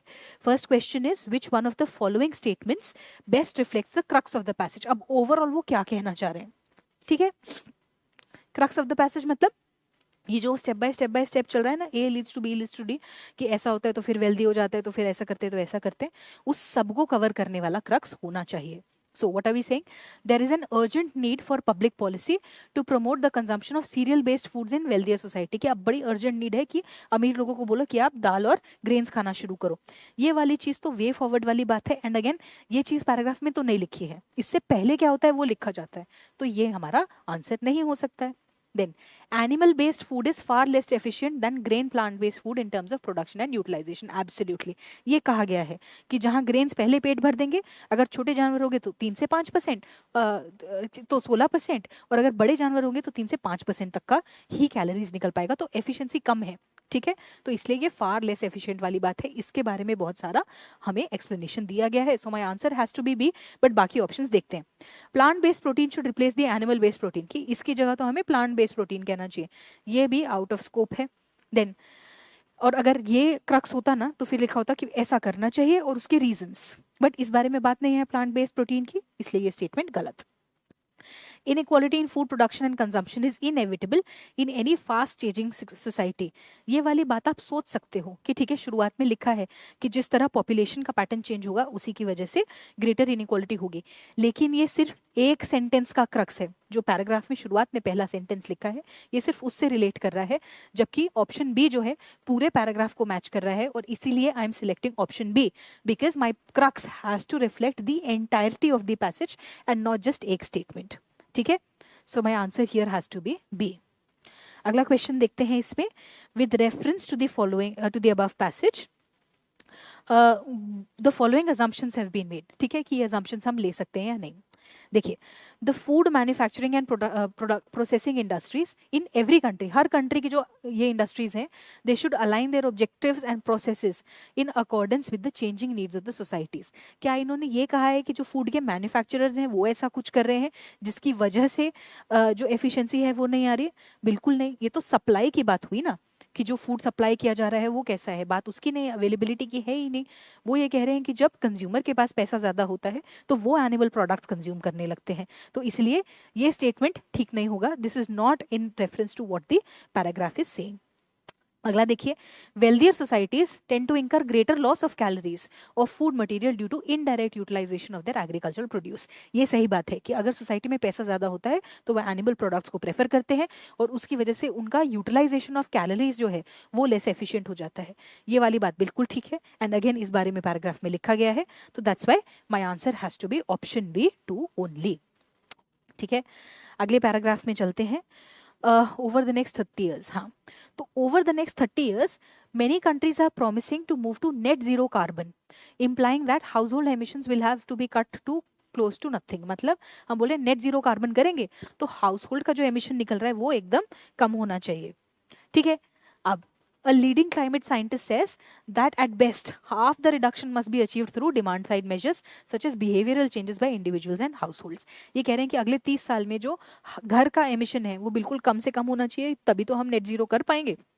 और एक साइंटिस्ट ने कहा है, ठीक है, क्या कहा है कि भाई ये जो चेंज होगा वो होगा बिकॉज ऑफ जो इंडिविजुअल्स हैं, जो लोग घर में रहते हैं, वो किस तरह बिहेव करेंगे, वो किस तरह की चॉइसेस रखेंगे। तो अभी तक हमें नहीं पता चल रहा है कि थीसिस कहाँ है, बट आई एम अज्यूमिंग कि ठीक है, मेन बात ये होगी। And even that would require companies and governments to provide more incentives to change through supply side investments to make lower carbon options cheaper and more widely available। मतलब एक तो depend जो होगा वो घर में रहने वाले लोगों की चॉइस के बेसिस पे होगा कि वो किस तरह की चीज़ें जो हैं वो ले पा रहे हैं। डिमांड साइड की बात होगी, और वो डिमांड साइड को इंड्यूस करने के लिए भी, डिमांड साइड का बिहेवियर उस तरह का बनाने के लिए भी सप्लाई की तरफ से क्या करना होगा, सप्लाई की तरफ से सरकारों और कंपनीज को है लो कार्बन ऑप्शंस को सस्ता और मोर इजीली अवेलेबल करना पड़ेगा, तभी लोग उसको चूज करेंगे और तभी हमारा जो रिडक्शन है वो डिमांड साइड मेजर से आएगा और उसी से हम नेट जीरो कर पाएंगे। तो अगेन लास्ट में आके पता चल रहा है कि बात क्या है, कि ये चीज हम करना चाहते हैं, उसको करने का तरीका ये है, this is my objective and this is the way that will be executed. Let's look at the questions. Question 41 कहता है which one of the following statements best reflects the central idea, कि main idea क्या है, क्या बात करना चाह रहे हैं in this passage. Moving to net zero carbon is possible only by the reduction of household emissions. क्या ये बात कही गई है, क्या सिर्फ एक ही तरीका है कि एमिशन रिड्यूस किया जाए? हालांकि ये बात ठीक है, लेकिन मेन बात ये नहीं है, पैराग्राफ इस बारे में नहीं है कि सिर्फ इसी से होगा, क्योंकि वो क्या बात होगी, वो कहेंगे कि भाई अगर ये नहीं किया तो क्या होगा, राइट, इसके अलावा और कोई तरीका नहीं है, जबकि पैराग्राफ ये नहीं कह रहा है। Then low carbon behaviour in people can be brought about by incentivising them, कि लोगों को अगर हम चाहेंगे कि वो लो कार्बन के लिए बिहेव करें तो लोगों को क्या करना चाहिए और सरकार को क्या करना चाहिए, इस बारे में एटलीस्ट कुछ तो लिखा है इन आर पैसेज। अगला देखते हैं, cheaper goods and services can be made available to people by using low carbon technology. ये नहीं लिखा है कि जो प्रोडक्ट्स है उनका लो कार्बन टेक्नोलॉजी करके उसे सस्ता कर दो और उससे उसकी कॉस्ट रिड्यूस हो जाएगी, नहीं, उन्होंने बोला कि अगर हम चाहते हैं कि लोग लो कार्बन ऑल्टरनेटिव्स को सिलेक्ट करें तो उसका हमें कॉस्ट रिड्यूस करना पड़ेगा, उसकी अवेलेबिलिटी बढ़ानी पड़ेगी। तो ये वाला स्टेटमेंट क्या हो गया, आउट ऑफ स्कोप। नेक्स्ट देखिए, manufacturing industries that use low carbon technologies should be provided with subsidies, कि जो लोग इंडस्ट्रीज जो है लो कार्बन यूज करेंगी उनको सब्सिडाइज करना चाहिए, जबकि इंडस्ट्रियल सेक्टर की बात ही नहीं हो रही, यहाँ तो हाउस होल्ड सेक्टर की बात हो रही थी। तो statement D has to be eliminated, C has to be eliminated. A में बोल रहे हैं कि सिर्फ हाउस होल्ड एमिशन को रिड्यूस करके होंगे and low carbon behaviour in people can be bought by क्या कहते हैं, चेंजिंग बिहेवियर। तो आई डू होप कि एटलीस्ट अगर आप इस क्वेश्चन में अटके भी तो you were stuck between options A and B. Now we have to सी कि हम कैसे सेलेक्ट करेंगे कि कौन से वाला सेंट्रल आइडिया है। 30 इयर्स में कंट्रीज ने बोला कि हम नेट जीरो कार्बन में जाएंगे, इसका मतलब हाउस होल्ड एमिशंस को कट करना पड़ेगा। इसका मतलब क्या ये है कि सिर्फ ये तरीका है, ये नहीं लिखा है। Moving to net zero is possible only की बात नहीं है, उन्होंने डायरेक्टली ये नहीं बोला कि सिर्फ ये तरीका है, उन्होंने बोला कि ये करना जरूरी है। That's why I am eliminating option A and I am selecting option B to be my answer. ठीक है, then question 42 from the same paragraph क्या है, with reference to the above passage the following assumptions have been made. तो assumptions देखिए, supply side investment in companies can result in low carbon behaviour in people. ये बात कही है ना उन्होंने कि इंसेंटिवाइज करेंगे, कॉस्ट रिड्यूस करेंगे, अवेलेबिलिटी बढ़ाएंगे तो लोग उसको सिलेक्ट करेंगे, और गवर्नमेंट्स और कंपनीज को ये करना चाहिए, ऐसा लिखा था पैराग्राफ में, इसलिए we are selecting this point. अगला देखिए, people are not capable of adapting low carbon behaviour without the involvement of companies and government. ये कह रहे हैं कि अगर कंपनीज और गवर्नमेंट सस्ता ना करे तो लोग तो बिल्कुल ही नहीं करेंगे। ये बात नहीं है कि वो केपेबल ही नहीं है, कि वो ऐसा कर ही नहीं सकते, कर सकते हैं बट शायद ना करें या पार्शियली करें। ठीक है, इसलिए स्टेटमेंट बी जो है ये तो फैक्चुअली रॉन्ग है, ये तो नहीं हो सकता है, लेकिन 1 के बारे में लिखा है, so my answer has to be A 1 only. ठीक है, नेक्स्ट पैराग्राफ देखते हैं, in only 50 years, हाँ, तो in only 50 years the world's consumptions of raw material has nearly quadrupled to more than 100 billion tons, कि 50 साल में हमारा 4 गुना बढ़ गया है रॉ मटेरियल्स का consumption. Less than 9% of this is reuse, इसमें से 9% है जिसको हम रीयूज करते हैं, रिसाइकिल करते हैं। ठीक है, अब ये है फैक्ट कि भाई ऐसा ऐसा होता है। ठीक, ये थीसिस है या नहीं ये देखना पड़ेगा। आगे क्या लिखा है, batteries of old vehicles contain materials such as lithium, cobalt, manganese and nickel that are pricey and can be hard to obtain, कि बैटरी के अंदर ये सब सामान लगता है जो एक्सपेंसिव है और बड़ी मुश्किल से भी मिलता है। ठीक, आई थिंक कि ये कोर बात है, ये तो बैकग्राउंड हुआ कि हम इतना सामान यूज करते हैं और उसमें से कोई यूज नहीं करता, और बैटरी के अंदर मोस्टली जो है ये 4 मेटल इस्तेमाल होते हैं और ये बड़े एक्सपेंसिव भी हैं और बड़े डिफिकल्ट टू मेंटेन है, ऑब्टेन है। आगे देखिए, supply chains are long and complicated, ये बैटरी की सप्लाई चेन की बात कर रहे हैं ना, तो मतलब पैराग्राफ का सब्जेक्ट हो सकता है कि बैटरीज हो। ठीक है, तो सप्लाई चेन बड़ी लंबी है, बड़े सारे स्टेप्स होते हैं, बड़ी कॉम्प्लिकेटेड है.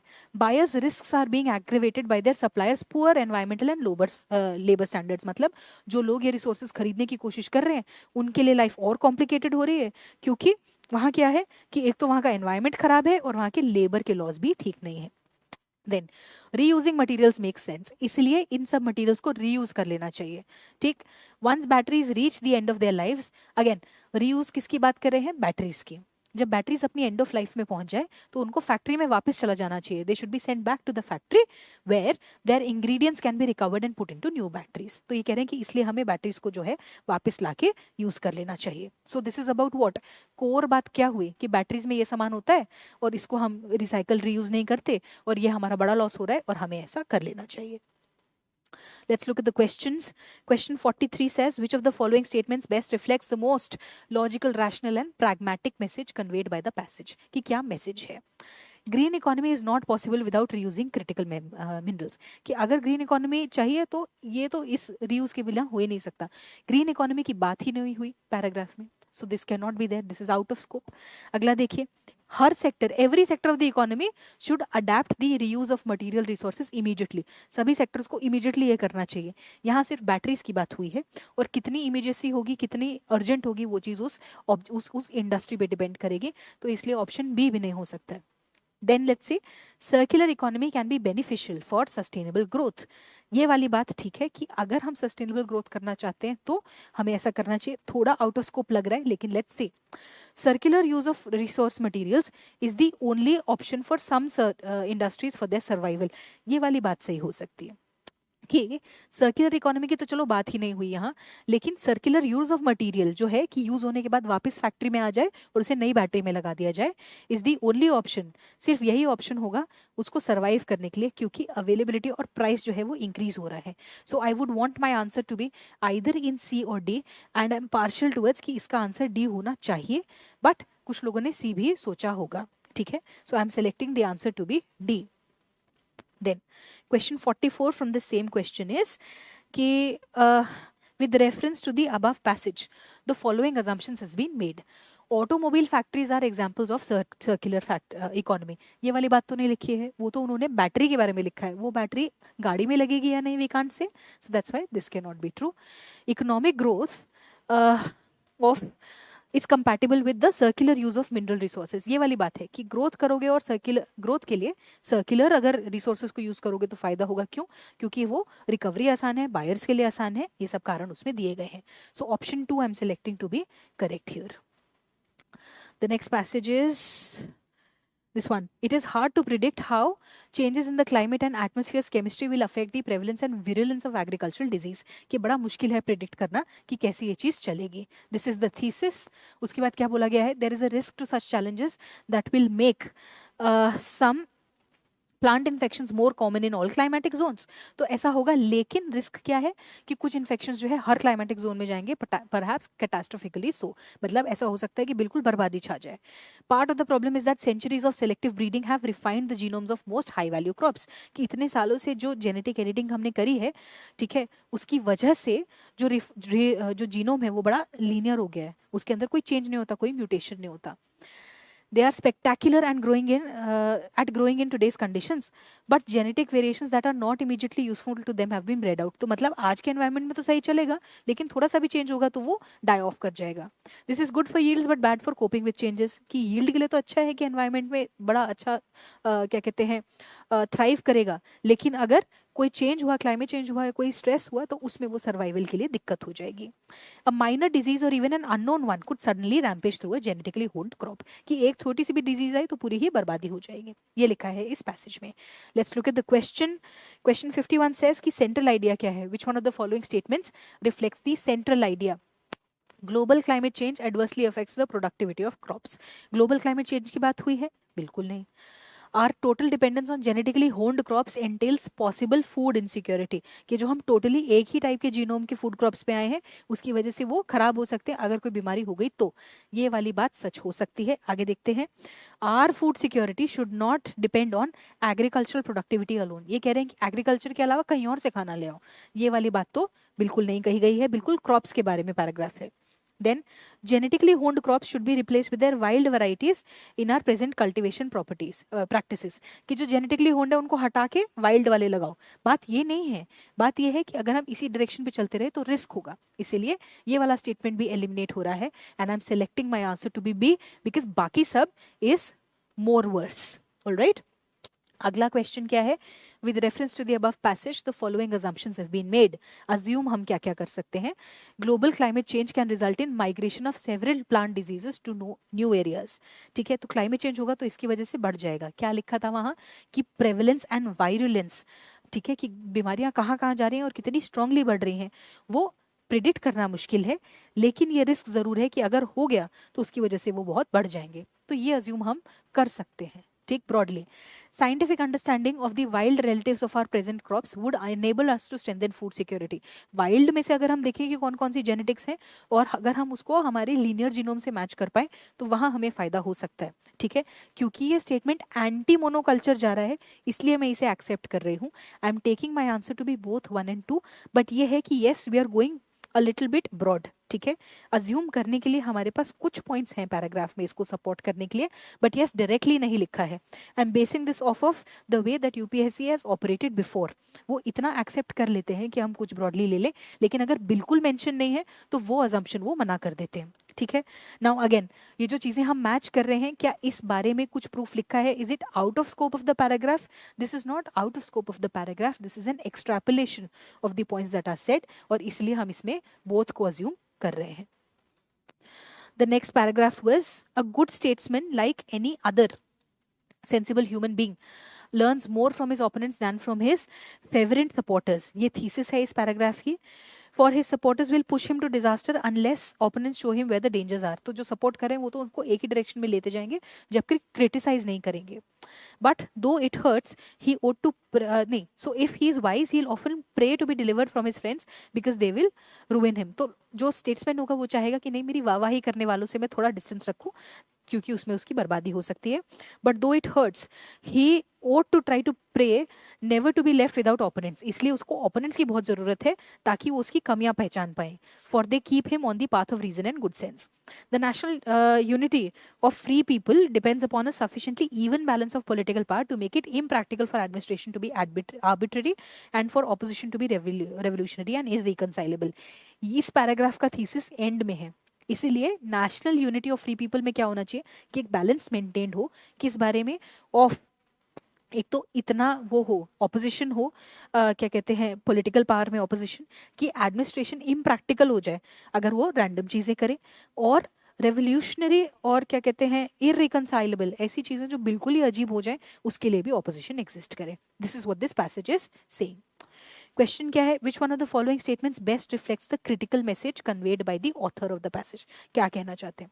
Without opposition parties the administration in a democracy gets to become more responsible. ये एक बात कही गई है, बट इसके अलावा बाकी चीज भी है. So this is a partial thought, और इसलिए इसको क्रिटिकल मैसेज हम नहीं मान रहे हैं. उसके बाद democracy needs to have revolutionaries in opposition to keep the government alert. Again ये भी पार्शियल बात है. Rulers in a democracy need the support of opposition for their political survival. ये बात है, लेकिन सिर्फ डेमोक्रेसी की बात नहीं है. लास्ट में देखिए, in a democracy the opposition is indispensable for the balance of political power and good governance. Political power और गवर्नेंस, एडमिनिस्ट्रेशन और पॉलिटिकल पावर दोनों की बात हुई है. That's why I am selecting my answer to be D, क्योंकि ये सबसे ब्रॉड मैसेज है, बाकी सब पार्शियल है. Then question 54. With reference to the above passage, the following assumptions have been made. In a democracy, a strong opposition is required only if the head of the government is indifferent. सिर्फ ये बात थोड़ी है कि जब वो indifferent होगा तभी जरूरत है. बिल्कुल भी नहीं. Radicalism को भी कंट्रोल करने के लिए चाहिए. And again, बहुत सारे पॉइंट्स दिए गए हैं. So first statement तो गलत हुआ. सेकेंड देखिए, the more aggressive the opposition the better is the governance in a democracy. जितना वो ज्यादा अग्रेसिव होता चला जाएंगे उतने बढ़िया होते जाएंगे. बिल्कुल नहीं. इनफैक्ट पैराग्राफ में लिखा है कि जो बहुत ही रेवोल्यूशनरी चीज हो जाए, जो बिल्कुल ही इररिकंसाइलेबल हो गया. इररिकंसाइलेबल मतलब कि you can solve that problem at all, उसको भी अवॉइड करने के लिए हमको चाहिए. तो इसलिए इतना अग्रेशन की बात नहीं हुई है. I have to eliminate option B also. इसका आंसर भी नाइदर 1 and 2. अगला paragraph is democracy, there has been no democracy that has grown economically without corporate capitalism. तो बड़ा क्लियर हो रहा है कि कॉर्पोरेट कैपिटलिज्म के बारे में ये पैराग्राफ है। इसके बाद इसके रीजंस दिए गए हैं। पहला reason, it helps in modernising the economy and enabling the transition from rural to urban and agriculture to industry and services, which are inevitably linked to the growth। कि एक तो ये रीजन है कि उसकी वजह से मॉडर्नाइज होती है economy. It generates jobs and there is no other way to fix a country's employment challenge without further impetus to private business. कि इससे कॉर्पोरेट कैपिटलिज्म से जॉब क्रिएशन होता है। तो ये एक सेकेंड रीजन हुआ। थर्ड रीजन है, big companies can operate on a large scale and become competitive, कि उससे इकोनॉमी ऑफ स्केल लग जाता है। तीसरा रीजन, चौथा रीजन क्या है, a vibrant corporate capitalist base also leads to additional revenues for the state, जिसकी वजह से greater welfare for the marginalized, कि उसकी वजह से revenue for the state होता है और उसकी वजह से welfare benefits, social benefits भी हो जाते हैं। तो basically ये हमारा thesis statement है और उसके बाद उसके 4-5 हमको reasons दिए गए हैं। Let's look at the options. Which one of the following statements best reflects the critical message conveyed by the author of the passage? तो message क्या है? Corporate capitalism is important for economies of growth of a state and also for democracy. यही बात कही गई है कि ये जरूरी है। आगे देखिए, Corporate capitalism is imperative for a modern state to achieve its political objectives. अब उसके क्या political objectives हैं हमें नहीं पता चलेगा, तो ये वाली बात out of scope है क्योंकि उसके economic objectives के बारे में बोला गया है। देखिए पहली ही लाइन है, democracy that has grown economically without corporate capitalism, इसलिए ये जो है पॉलिटिकल ऑब्जेक्टिव नहीं इकोनॉमिक ग्रोथ की बात करी गई है। Option B has to be wrong. Third is कि no state can ensure its economic survival for long without the role of corporate capitalism.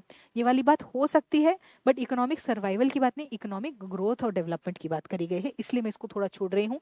Next option is corporate capitalism and democracy have mutual dependence for their continued existence. ऐसा नहीं है कि democracy की वजह से corporate capitalism बढ़ जाता है, वो नहीं लिखा है यहाँ, और इसलिए डबल साइडेड नहीं सिंगल साइडेड बोला गया है लॉजिक जो है पैराग्राफ में। I am selecting option A here. It is okay if you got confused with C, but I am selecting the answer to be A. Question 62, with reference to the above passage, the following assumptions have been made. ठीक है कि क्या क्या assumptions करे गए हैं। Corporate capitalism promotes the growth of labor force and provides more employment opportunities। दोनों बात कही गई है, growth of labor भी होता है और employment opportunity भी होता है, reasons में ये चीज लिखी है। Then poor and marginalized sections of the population are benefited by corporate capitalism due to trickle down effect। अब वो क्या कह रहे हैं कि अगर trickle down effect होगा तो उसकी वजह से benefit हो जाएगा। उन्होंने क्या बोला कि एक तो अनएम्प्लॉयमेंट सॉल्व होता है, एडिशनल रिवेन्यूज होगा जिसको वेलफेयर में यूज होगा। तो ये वाली जो बात है ना कि जो रिवेन्यू है उसको वेलफेयर में इस्तेमाल कर सकते हैं, उसको हम ट्रिकल डाउन बोल रहे हैं, और उसके बेसिस पे आई एम सिलेक्टिंग कि yes I can ask for 2 also to be correct. पहली बार आंसर आ रहा है both 1 and 2 are correct for question 62। Now scary question जिसमें एक ही लाइन था, let's see A network of voluntary association stands as a buffer। तो क्या कह रहे हैं कि अगर एक voluntary associations हैं, इनका जो नेटवर्क है ये एक बफर बनाता है। ये एक बफर बनाता है किसके बीच में? एक पावरलेस इंडिविजुअल, इसकी पावर है less, and the potentially powerful state, कि जो मेरा स्टेट है, ठीक है, इसकी जो पावर पोटेंशियली पावर है ये बहुत हाई है। तो इस इंडिविजुअल और इस स्टेट के बीच में क्या है? ये वॉलंटरी एसोसिएशन। जब भी paragraph is very very short, we have to ensure कि पूरा पूरा मुझे समझ में आ रहा है कि नहीं। Now let's look at the new demand. एक नया टाइप का डिमांड भी बोला है उन्होंने। What is the explanation of the above passage, कि ये जो लिखा है इसको सपोर्ट करने के लिए, एक्सप्लेन करने के लिए कौन सी बात सच होगी। ठीक है, It emphasizes the inability of the state to enforce its will in practice against the opposition of certain groups within it। ये मुझे गलत लगता है क्योंकि स्टेट को यहाँ इनेबिलिटी बताया गया है, जबकि बड़ी क्लियरली पोटेंशियली पावरफुल स्टेट है जिसकी प्रोटेक्शन किसकी हो रही है? इंडिविजुअल की। तो ये बोल रहे हैं कि स्टेट जो है वो उस एसोसिएशन की वजह से अपनी पावर नहीं एग्जर्ट कर पा रहा। So this does not feel right, क्योंकि उल्टा बोला गया है स्टेट के बारे में। ठीक है, तो वो उसको एक्सप्लेन नहीं करेगा कि ऐसा क्यों। आगे देखिए, it is a cooperative organisation for the promotion of well being and development of the personality of his members. ये तो बोल रहे हैं कि किस तरह की एसोसिएशन होगी, अब उससे ये नहीं पता चलेगा कि ऐसा क्यों हो रहा है, तो this also does not match. It takes individuals out of the state It takes the individuals out of the state of isolation and gives them a chance to participate in the common endeavor। ये कह रहे हैं कि जो voluntary association है ये एक buffer का काम करती है इस पावरलेस इंडिविजुअल और पावरफुल स्टेट के लिए। क्यों? क्योंकि इससे ये जो इंडिविजुअल है ये अपनी आइसोलेशन की जगह इस ग्रुप में आ जाता है और एज अ ग्रुप इनकी पावर जो है प्लस हो जाती है और वो इस स्टेट से compete कर पाता है। तो ये चीज़ काफ़ी ज़्यादा एक्सप्लेन कर पा रही है कि स्टेटमेंट क्या है, which is why I am selecting this and not this one. कि ऐसा नहीं है कि स्टेट के पास पावर नहीं है कि इनको कर पाए, बात यह है कि इंडिविजुअल की पावर प्लस हो रही है और उसकी वजह से वो एक बफर का काम करते हैं। It permits citizens to have a variety of loyalties and allegiance. अभी लॉयल्टी एलिजेंस की बात ही नहीं है इस पैराग्राफ में, आउट ऑफ स्कोप होगा, तो डी हम एलिमिनेट करें। I am selecting the option to be C here. Last paragraph of my segment is a single number of inflation is aggregate across different commodities and services. The price rise differs from different क्या कहते हैं, the price rise differs for different items of consumption। कि एक number inflation का जो हम निकाल लेते हैं उसमें क्या होता है कि प्राइस राइज सब चीज़ के लिए अलग अलग होता है। So the single number is arrived at by assigning weight to different commodities and services. तो अगर हमको एक कंपाउंड नंबर निकालना है कि कितनी इन्फ्लेशन चल रही है तो अलग अलग प्रोडक्ट और सर्विसेज का हम वेटेड एवरेज निकाल लेते हैं। ये चीज़ हमने इकोनॉमिक्स में पढ़ी है और इसलिए ये हमारा थीसिस स्टेटमेंट है कि इस बारे में अब समझाया जाएगा। For this thing, for WPI के लिए क्या होता है, weights of products are used, ठीक है, और CPI के लिए consumption basket is used. But people are not homogenous, कि ये तो बात कहते हैं ठीक है इसमें ये यूज करते हैं इसमें यूज करते हैं, लेकिन पीपल का बिहेवियर अलग बात है। The consumption basket is vastly different for the poor, middle class and the rich. अमीर गरीब मिडिल क्लास सब अलग अलग सामान इस्तेमाल करते हैं। Hence the CPI is different for each of these classes and a composite index requires averaging the baskets। तो composite index के लिए इन सबको हमें average निकालना पड़ेगा। तो इन्होंने क्या बोला, इन्होंने बोला कि भाई ऐसा होता है, उसके ये दो टाइप्स हैं, लेकिन हमको इस तरह कैलकुलेट करना पड़ता है, इसलिए हम जो है एवरेज निकाल के काम करते हैं। तो थीसिस कहाँ हुआ, ये कि हम ये करते हैं क्योंकि ये सब कारण है। So, question 71 says, which one of the following statements best reflects the crucial message? कि main message क्या है ये बताइए। We must use WPI exclusively in measuring price rise and CPI को छोड़ ही देना चाहिए। ऐसा तो बोला ही नहीं उन्होंने, उन्होंने बोला है कि इसलिए हम एवरेज लेके चलते हैं क्योंकि ये सब प्रॉब्लम आती है। ये नहीं बोला कि WPI को अबंडन कर दो, ऐसा नहीं है। So one is wrong. The present calculation of inflation rate does not correctly measure price rise of individual item commodity। ये बोल रहे हैं कि इंडिविजुअली कुछ नहीं होता इसलिए हम एवरेज लेके चलते हैं। ठीक, आगे देखिए, the inflation data under present services in the consumption basket, ये वाली बात नहीं है, वो बोल रहे हैं कि बास्केट की वैरायटी अलग है। Knowledge of inflation rate is not nearly of any use to anybody of the country, कि ये इन्फ्लेशन रेट का फायदा किसी को नहीं होता है, बात ये नहीं है, क्योंकि बाकी स्टेटमेंट्स गलत हैं। तो I am selecting option B to be the most correct here. ठीक है, देन एक और पैराग्राफ है हमारे पास, हाँ ये है लास्ट पैराग्राफ, कि trust stands commonly defined as being vulnerable to others.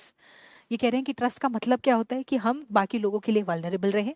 Entrepreneurship implies trust in others and willingness to expose oneself to betrayal।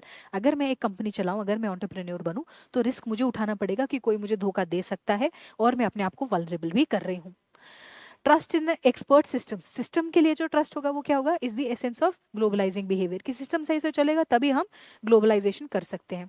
Trust itself emerges as a super commodity in the social market and defines the characteristics of goods and services in the global market, इसलिए trust को एक super commodity कहा जाता है। Trusting conduct also means holding others in good esteem and an optimism that they are or will be competent in certain respects। तो इसलिए हम trust भी लगा के रखते हैं कि भाई इसलिए ऐसा होगा। पैराग्राफ का स्ट्रक्चर क्या है कि ट्रस्ट ये होता है, इसके ये दो तीन टाइप्स हैं, एंटरप्रेन्योरशिप में ऐसा होता है, ग्लोबलाइजेशन में ऐसा होता है, सिस्टम में ऐसा होता है। ठीक है, that is what the paragraph is. इसमें क्वेश्चन देखिए, विच one of the following best reflects the crux of the passage. Trustworthiness can not be expected in entrepreneurship. अगर आप एंटरप्रेन्योर बन रहे हैं तो ट्रस्ट तो एक्सपेक्ट ही नहीं कीजिए, नहीं, वो बोल रहे हैं कि एंटरप्रेन्योरशिप होगा तो you are putting yourself vulnerable, तो बिट्रेयल का स्कोप हो सकता है, इसलिए ये स्टेटमेंट गलत, ऐसा नहीं बोला गया है। Second, trust worthy people are the most vulnerable, जो ट्रस्ट करेगा वो बड़ा वल्नरेबल हो जाएगा, ये बात नहीं कही गई है। Then no economic activity is possible without being expose to betrayal, economic activity नहीं एंटरप्रेन्योरशिप बोला गया है ना, तो that's why this is also wrong. Trust is important even though it entails risk, this is the answer. ये भी सोच सकते हैं आप कि ये नेगेटिव है, ये नेगेटिव है, ये नेगेटिव है, सिर्फ ये पॉजिटिव है और पूरे पैराग्राफ का टोन भी पॉजिटिव है, right. So that is how we are able to identify the answers. Of course doing this in the exam pressure is a different story altogether. In summary, I can tell you कि ठीक है, reasoning and comprehension में से we've had 29 questions. 29 questions में से 14 question हमारे थे crux निकालने वाले, ठीक? तो crux के लिए we had 14 questions जो almost identifiable था. Assumption में आगे पीछे हो सकता है. Assumption में we got 13 questions. ठीक, तो ये 14 सही होने चाहिए, 13 में हाफ सही होने चाहिए. कॉरलरी का एक क्वेश्चन आया था जो ऑप्शंस की वजह से डुएबल था, और एक न्यू डिमांड था ये जो एक्सप्लेनेशन वाला था. एक्सप्लेनेशन वाला क्वेश्चन भी हम कर पा रहे हैं. तो एक क्वेश्चन ये था. Overall 29 questions from comprehension. Now this is my analysis of it. Of course आप कितना कॉम्प्रीहेंड करते हैं, किस एंगल से सोचते हैं, that is up to you. That's all from me. We'll move on to maths and reasoning now. I hope this was helpful. Thank you and all the best. Chalo. We'll start with the quant section and the logical reasoning section of the CSAT paper. And this was thought to be the most difficult paper so far after 2023. See, I would say that the paper was tricky.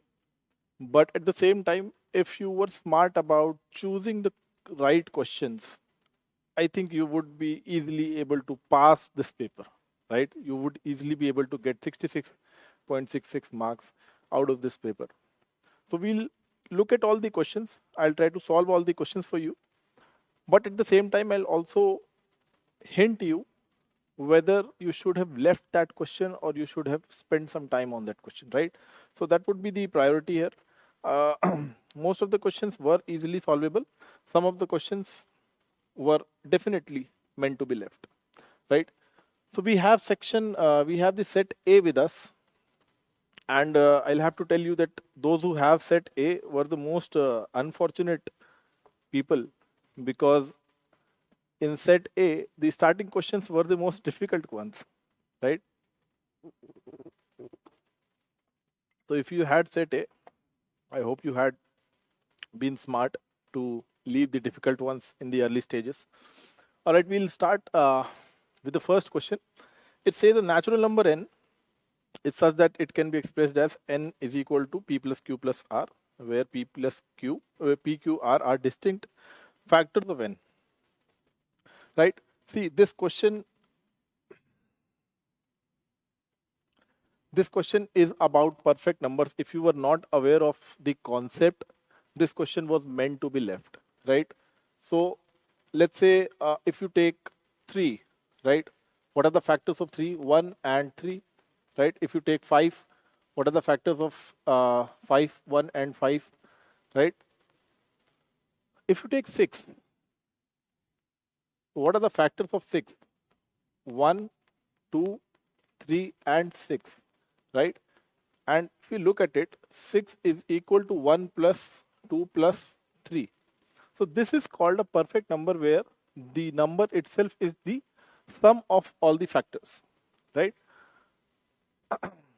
And this is a question where if you are not aware of the formula, you will either be doing trial and error and solve it till 50, or if you have looked at such type of questions earlier, you would know that all the multiples of 6, that is 6, 12, 18, 24, 30, 36, 42, 48, till here, because it's less than 50, are the numbers which will give you the answer. And the answer will be C, that is 8. All right.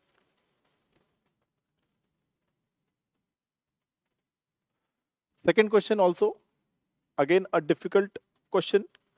But if you are really smart about it, this question is where UPSC is not testing your mathematics skill. UPSC is testing whether you are logical in your questions or not, right? It says 3 prime numbers, each less than 20, such that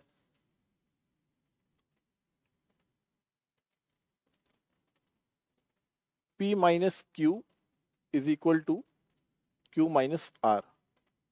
So we can say P plus R is equal to 2Q. So it says how many distinct possible values can we get from P plus Q plus R, right? Now look at this question. Look at this question.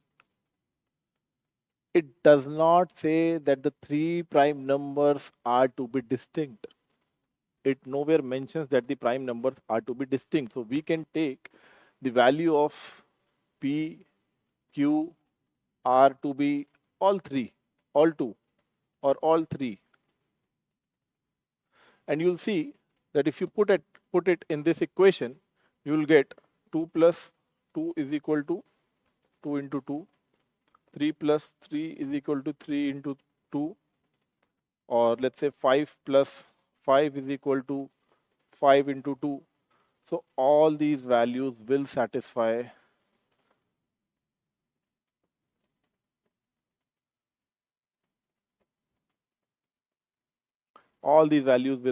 the equation, right? So the answer will be more than 6. The error which people do here is that they tried distinct values of P, Q, and R, and they tried putting in values, and it took a lot of time. It consumed a lot of time, and that is why the paper was thought to be difficult. But if you had just been clear that it is not mentioning about distinct prime numbers, this question was very easy. All right. All right. Now this one was a bit difficult, we can say, because it actually required putting in values and finding out the answer. It actually required putting in values and finding out the answer. You'll see that it says that 1 plus P plus 1 plus Q plus 1 plus R is equal to 1, right? And it does not say that it has to be distinct. It does not necessarily has to be distinct. So if we start putting in values, P, Q, R, if you start putting in values, let's say you put P is equal to 1, right? If you put P is equal to 1, then you won't get anywhere. This equation does not satisfy in P is equal to 1, right? Suppose you put P is equal to 2, right? If we put P is equal to 2, we get 1 by 2, and R and Q can be written as 1 by 4 plus 1 by 4. This will be equal to 1, all right? And then you can say that we can also put 1 by 2 in P is equal to 2 only. We also have a case where we can say it is 1 by 3 plus 1 by 6, right? Or if we put P is equal to 3, we have a case where we can write 1 by 3 plus 1 by 3 plus 1 by 3. All these values will satisfy the equation given above, right? So you can try more also, but you won't get anywhere. You will have only 3 values which will be satisfying the equation, right? So this was a question where it was more about hard work than smart work, right? You had to put values and to find out the answer. All right, this one is an easy question. This one is an easier question. It only required some amount of not getting frightened from the question, right? We know if you look at January as the first month, look at February as the second month, and so on, and you look at December as the 12th month, right? December as the 12th month. Now, January to January is a jump of 12 months, right? You skip 12 months, you reach January again. January to December is a jump of 11 months. Now, December to October is a jump of 10 months. And that is where your answer comes in. If you add what comes after 9 months from October, 9 months from October, and then 8 months, then 7, then add 6 more months, you'll get to Y, right? And if you solve it like this, you will get, I think, July and April is the answer. B is the answer. So this is how the question was supposed to be solved. All right. Yeah, July and April is the answer. Now this is an interesting question. Question number 9 is an interesting question because a lot of people tried to solve it. They applied some brain and tried to do it through the options also. And if you try to do it, pick any one option and apply it in the question, you will get the answer and you will unknowingly mark the wrong answer. But if you look at the question, it says that X has scored n runs in 20 overs. So this we can say run rate of X is n runs upon 20 overs.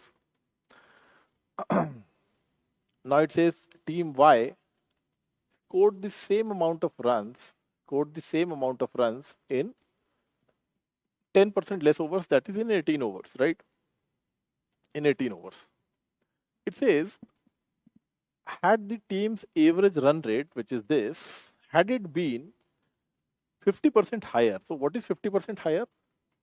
X into 1 plus 50 by 100. This is nothing but 3 by 2x, right? So if n by 8 into 3 by 2 is what it is talking about, it had been 50% higher. The score would have been tied in 12 overs, right? The score would have been tied in 12 overs. So it says that this amount into this run rate, this new run rate into 12 overs would have been equal to the runs which X scored, right? This would have been equal to the runs which X scored. But if you look at this question, what does it become? N by 12 into 12 is equal to n. It leads us to nowhere, right? N is equal to n. So whatever is the number of runs is not even dependent on this situation, right? This situation is independent of the number of runs made by any team, right? So the answer cannot be determined in this question, right? The answer cannot be determined. Even if you put more than 2 values here, you put all 3 values here, you will get the answer correct, right? So the answer is not even dependent on the number of runs, right? So the answer will be D. All right, this is a quite easy question. These are the type of question which I said that you have to pick and choose your battles. You don't have to get stuck in those questions where your energy and time is getting wasted. This is the type of question which we target, right? All it says is the price P is increased by K percent, right? Is increased by K percent, then it is decreased by K percent, right? Then subsequently it is decreased by K percent, and then it is again increased by K percent, and then again decreased by K percent. We know the formula that A square minus B square is equal to A plus B into A minus B. And if you look at this equation, you can see there are two A square minus B square formulas here, right? So that is what we'll apply. So this becomes P into 1 square minus K square upon 100 square. This is for these two brackets, and because there are 4 brackets, we'll do a square on the whole is equal to Q, right? Is equal to Q.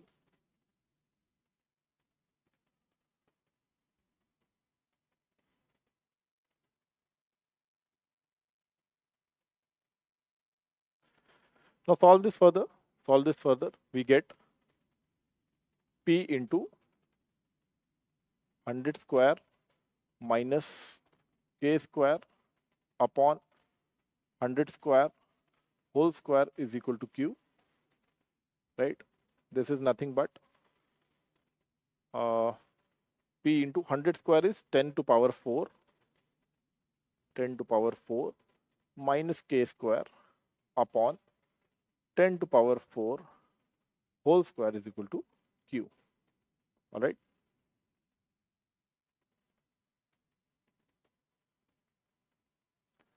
Solve this further. We get P into 10 to power 4 minus K square whole square is equal to Q into 10 to power 8. And this is option A. All right. This was easy.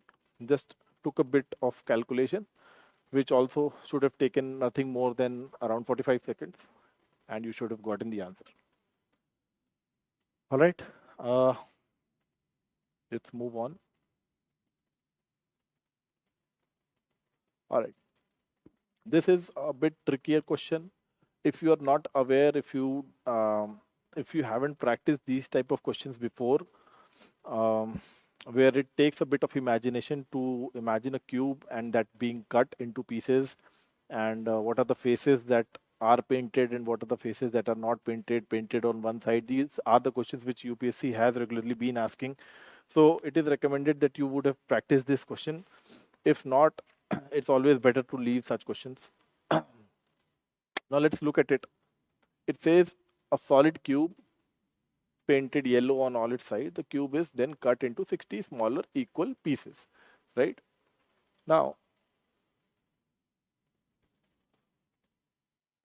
suppose this is the cube.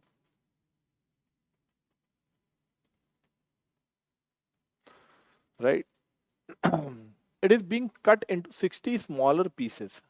Now, when we say 60 smaller pieces, we have to have what are the factors in which these pieces could have been done. What are the factors in which these pieces could have been done? So if you say 60, we can say that the cube was cut into these factors. Because these are prime factors, this might be the only possible answer. See, if this was not 60, if this was 120, if this was 120, right? Or let's say if this was 240, we might not have come to a very distinct answer here, because we would not have been able to break it into prime factors, 3 prime factors, right? So we are getting 3 prime factors here. That is why we know that it is being cut into 5 into 4 into 3 pieces equally. Now, when we are making a cut of 5 places, when we are dividing something into 5 equal parts, tell me how many cuts do we require? 1, 2, 3, 4, right? By making 4 cuts, we can get 5 equal parts, right? By making 4 cuts, we can get 5 equal parts, right? So the number of cuts required for these 5 was 4. The number of cuts required for these 4 was 3. The number of cuts required for these 3 were 2. So the total number of cuts that were required was 4 plus 3 plus 2. That is 9 cuts. That is 9 cuts. So the first statement is correct, that the minimum number of cuts is 9. Now the second one, second statement is a bit more trickier.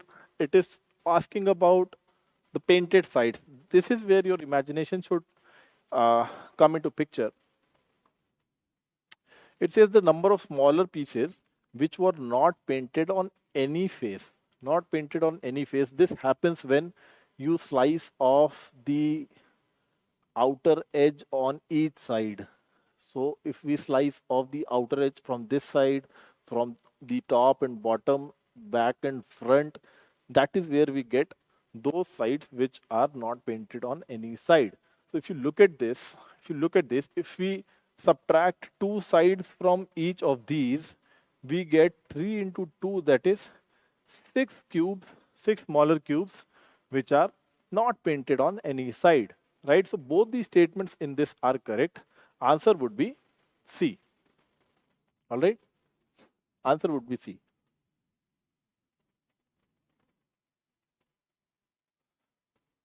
All right. Let's get to question number 16. Now this question is about triplets. This question is about triplets. See, if you are aware of the concept, and we did cover it extensively in the class also. We did cover it in the class also. So if you are aware of the concept of triplets, this question was as easy as it can get, right? So triplets is nothing but a set of three numbers A, B, C, where A square plus B square is equal to C square. A square plus B square is equal to C square, right? So if you look at the first one, if we apply the same thing, and say 7 square plus 24 square, this is what? 49 plus 576. This is equal to 625. And 625 is what? 25 square. Apply the same thing here also, right? 12 square is what? 144 plus 16 square is 256. This is equal to 400. And that is equal to 20 square. So these are the examples of triplets, right? So what it is asking is 16 into 63. So the answer should be nothing but 16 square plus 63 square, right? This would be your answer, right? And this comes out to be 65, right? It is 65 square, and this should be your, it might be a bit of calculation, but you will get the answer very soon, right? So the answer will be C. Okay. This question at first might look like it's very tricky, but we have talked about this in the class also, that when the price of something goes up, the consumption goes down. And we have seen that the formula of it was that if the price is going up by 1/a%, then the consumption will go down by 1/a plus 1%, right? So if you apply this formula, you'll get the answer in 2 seconds. Let's try the a bit more difficult way first, if you don't know what the formula is. So look at it.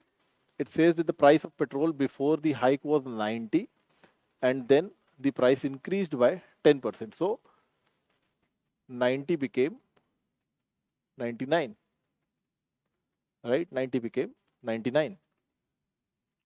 So if 90 became 99, then the distance that was covered became what? 90 upon 99 into 2200, right? This is what?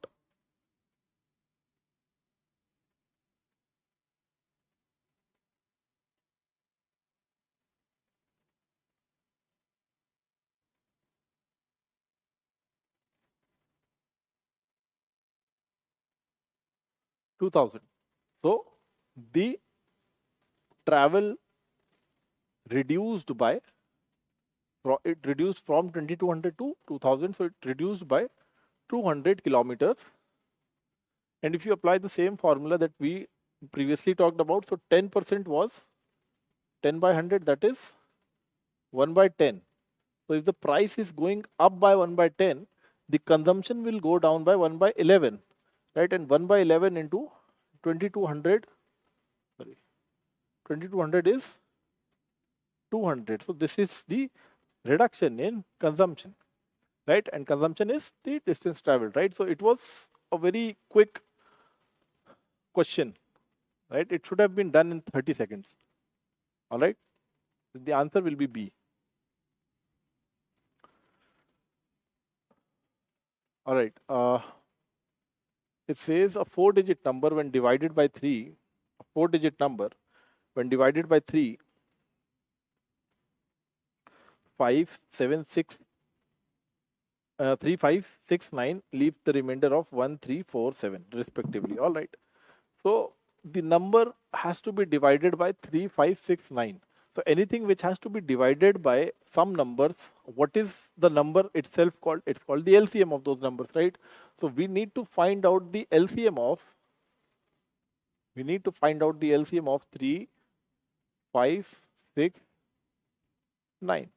3, 5, 6, 9. And this LCM comes out to be 90, right? And the number is 4-digit number. The number is 4-digit number. So if the number is to be divisible by 3, 5, 6, 9, it has to be a multiple of 90. It has to be a multiple of 90. So what is the 4-digit number? What is the smallest 4-digit number which is the multiple of 90? This you will find out to be 1080, right? 1080 is the smallest 4-digit number which is divisible by all 4 of these. The smallest 4-digit number which is divisible by all 4 of these. All right. But the question does not end here. Question says when divided by these 4, it leaves the remainder of 1, 3, 4, 7. So when it is divided by 3, it leaves a remainder of 1. When it is divided by 5, it leaves a remainder of 3. When divided by 6, it leaves a remainder of 4. When divided by 9, it leaves a remainder of 7. So can we say that the difference here is of 2, difference is of 2, difference is of 2, and difference is of 2, right? So if we subtract 2 from this number, this is the number when divided by these 4 will give the remainder of 1, 3, and 4, 7, right? So C will be the answer here. Okay.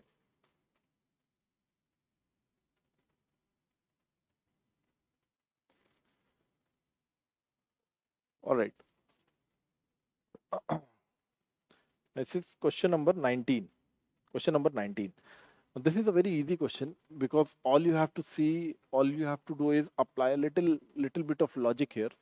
It says if this is the relationship given between A to H, then B is always greater than E. B is always greater than E. Now we can say D is greater than E, that is fine. But C is less than D, right? If this was reversed, if this was something like this, B greater than C, greater than D, greater than E, we could have said that B is always greater than E. B is always greater than E. But in this relation, we have that C is less than D. So we cannot determine whether B is always greater than E or not. Okay. Let's come to, so this statement is wrong. Let's come to the second statement now. It says S is always less than V. Where is S and V? This is S and this is V. All right. S is always less than V. S is equal to T, so we can replace S there. So S is less than equal to U is equal to V, so we can replace U and V also. So the final relationship is S is less than or equal to V. But it says S is always less than V, but always is not possible when S is equal to V. So this statement is also wrong. So both these statements are wrong. So D will be the answer, neither 1 nor 2. All right. Neither 1 nor 2. Okay. Question number 20, very easy question. I hope you were able to solve it very quickly. Now see,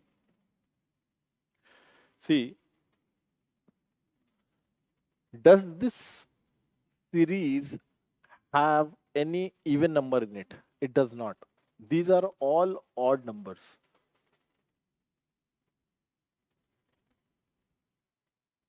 All odd numbers. So we can easily say that the unit digit will not be an even number. And because there is 5 involved, and because later there will also be 5 involved, because there is no 2 to combine with 5, the unit digit cannot be 0, right? The unit digit cannot be 0. So because there is nothing even in it, the unit digit will always be 5 in this case, right? Because 5 into 5, the unit digit will be 5 only. All right? Very easy question. You didn't even have to move your pen here. The question was so easy.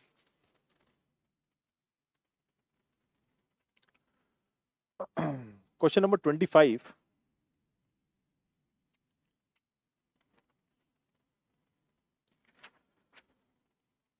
All right. Question number 25. Consider the first 100 natural numbers. How many of them are not divisible by any of 2, 3, 5, 7, and 9? Now it talks about first 100 natural numbers.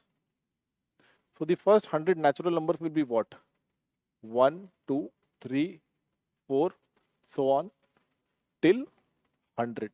All right.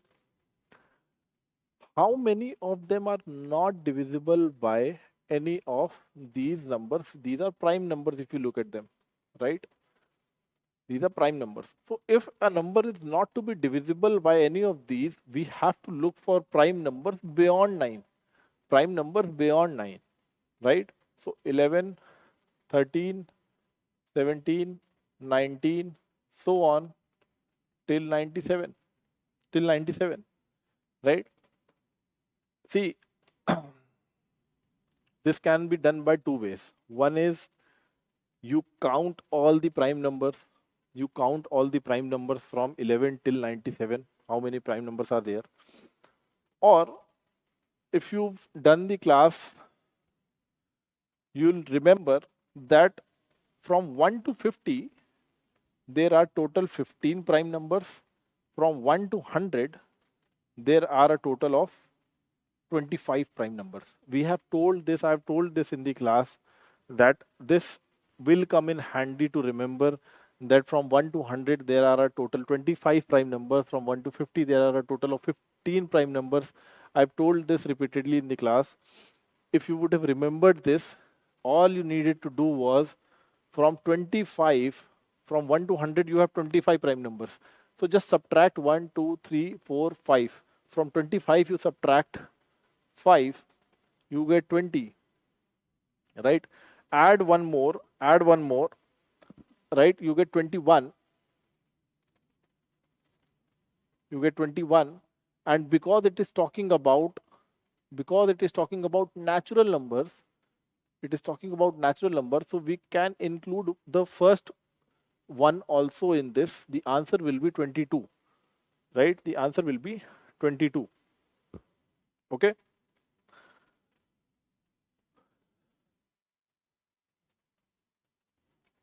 All right. This is also not a very difficult question, I would say. We have talked about how to extract, how to find out the maximum and minimum values in a expression, how to find out. So x plus y, x also has to be the greatest possible value, y also has to be the greatest possible value for this to be the maximum expression, right?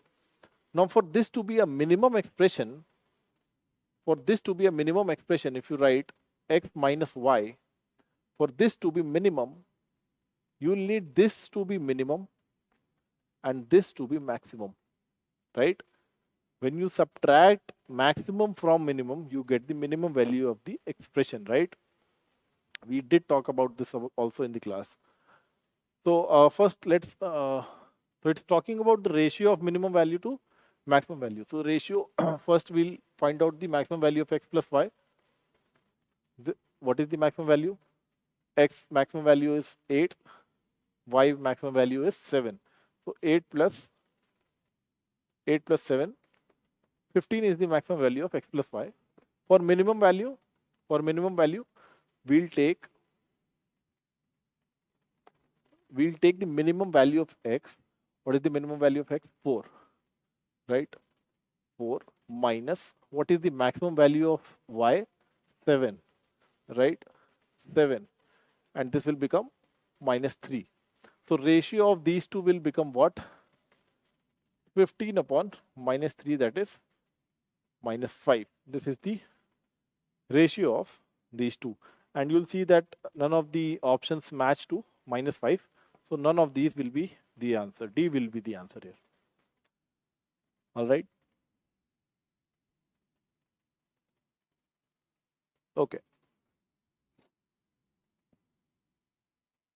Now this question is again a bit tricky. I would not advise people to attempt such questions at least in the first iteration of your paper, because this is again a question which will demand you to put in values and find out what are the possible answers possible.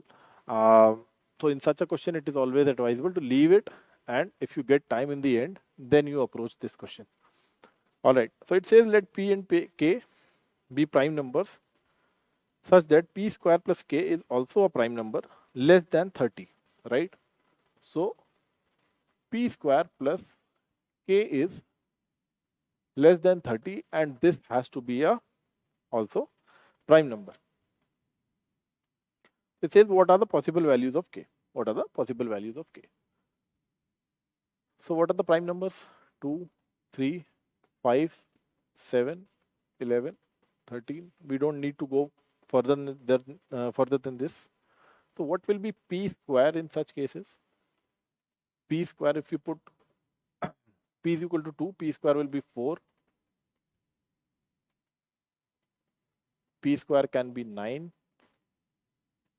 P square can be 25, or P square can be 49. 49 is not possible because it exceeds 30, right? It exceeds 30. Now, if we want to find out what is P square plus Q, so we can say what is 4 plus another prime we have to put here. So we can put 4 plus 3 here, which will give us 7. We can put 4 plus 5 we can't put because that will give 9, which is not prime. We can put 4 plus 7, which will give us 11, which is again a prime number. We can put 4 plus 13, which will give us 17, again a prime number. We can put in 4 plus 19, which is 23.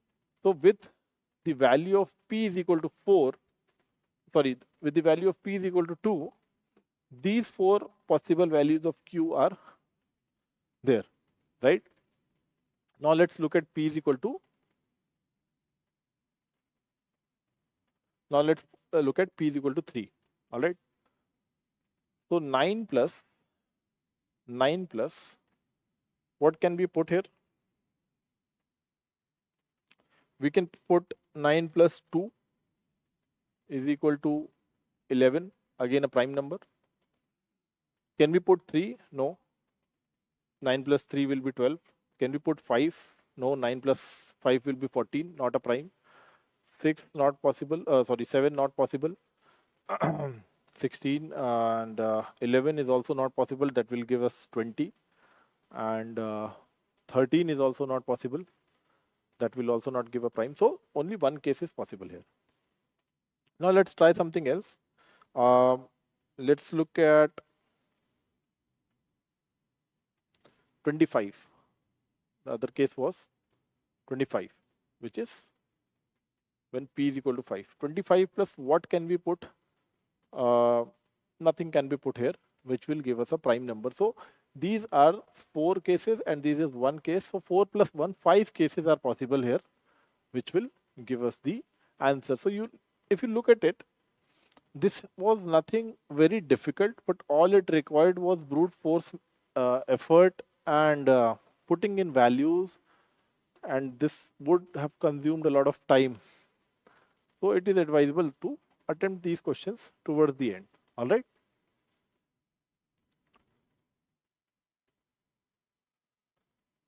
All right.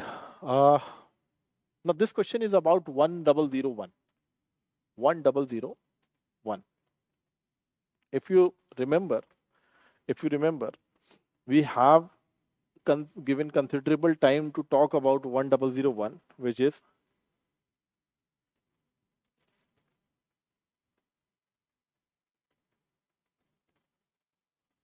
which is 7 into 11 into 13. 7 into 11 into 13, right? It is asking about what there are n sets of numbers, each having 3 positive integers with LCM equal to 1001. So can we say that there is a set possible where 7, 11 and 13 are there, and their LCM will be equal to 1001 and the HCF will be equal to 1? Yes. But this set can also contain multiple variations of 7, 11 and 13. You can have 7 into 11, 7 into 13, 11 into 13, 7 into 7, 11 into 11, 13 into 13, 11 into 13 as a separate entity, and there are multiple possible cases which will definitely be more than 8 in this case, right? So multiple sets which is more than 8 are possible in this. All you had to know was that 1001 will be having which is the LCM of 7, 11 and 13, and we can have multiple values of that in the set. So D will be the answer. More than 8 sets are possible. Okay. Question number 29. Question number 29. This question is very difficult. Ideally, I would advise people to leave such questions because they are a waste of time. This is where your skill of picking and choosing questions in CSAT paper helps. Now we'll solve it, right? Let's see. It says PQR is a 3-digit number. PQR is a 3-digit number. And the expression is PQR minus PS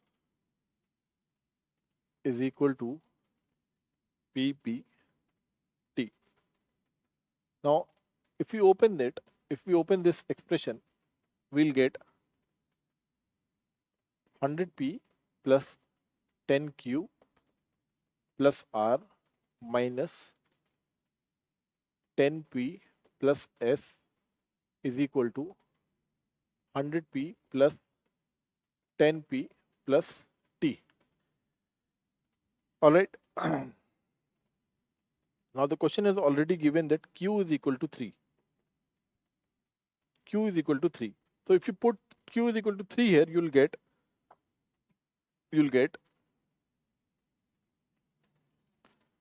30 plus R minus S is equal to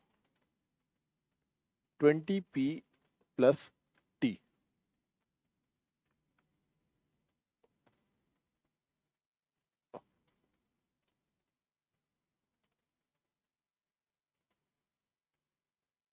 So this is the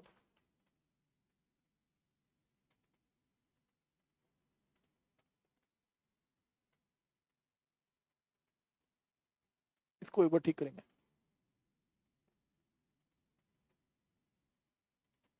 This is coming.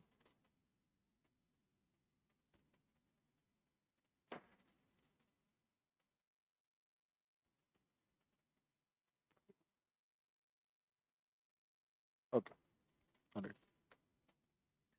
ठीक है. So this is the expression which we are getting out of what the equation was given. All right. This is the expression which we are getting out of the equation. Now look at it. It says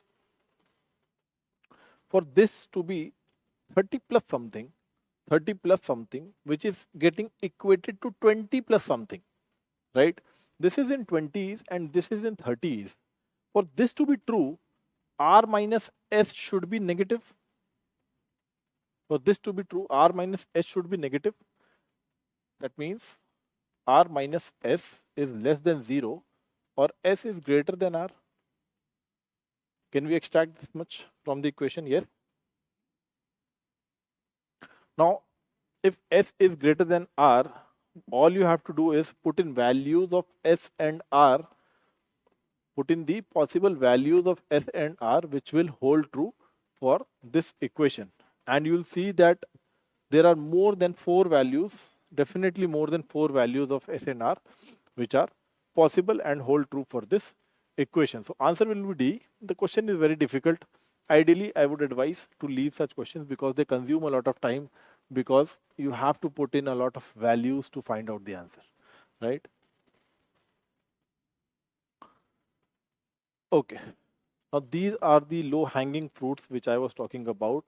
This is a question which UPSC has a tendency of asking almost every year, where they give in a pattern of A, B, C, D, and they ask whether you're able to find out what are the blank spaces about.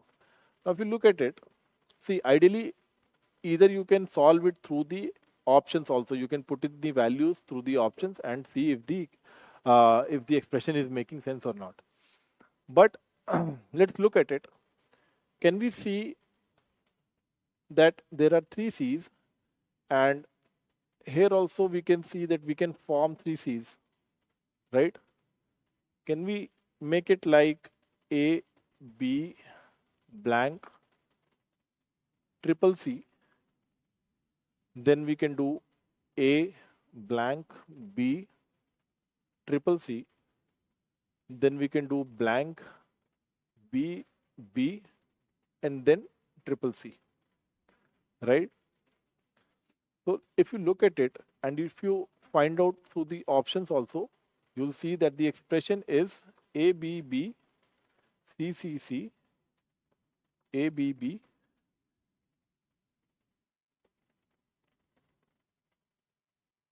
this was the original expression. This was the original expression. And if you look at the options, look at the options. So C would fit in these values. C would fit in these values. Very easy question. Let's move on to the next one. All right. It says what is the maximum value of n such that this expression is divisible by 35 to power n. Now, for 35 to power n, we can easily see that 35 is nothing but 5 into 7. 5 into 7. And if you look at this expression, you'll see that it is 7 to power 1 into 7 cube into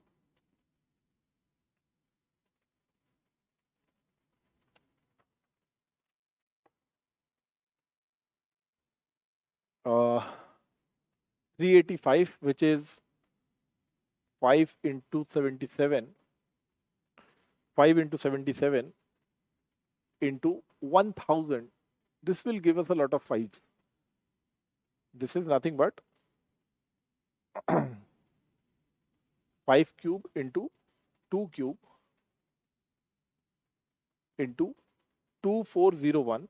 2401 is 7 to power 4 into 5 times 7. So this is 7 into 11111. All right.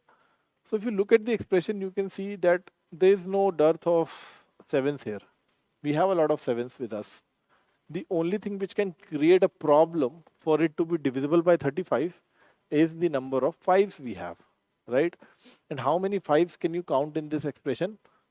Only 4. Only 4, right? So the maximum value of n could be 4 here. Maximum value of n could be 4 here, which is divisible. All right. So B will be the answer.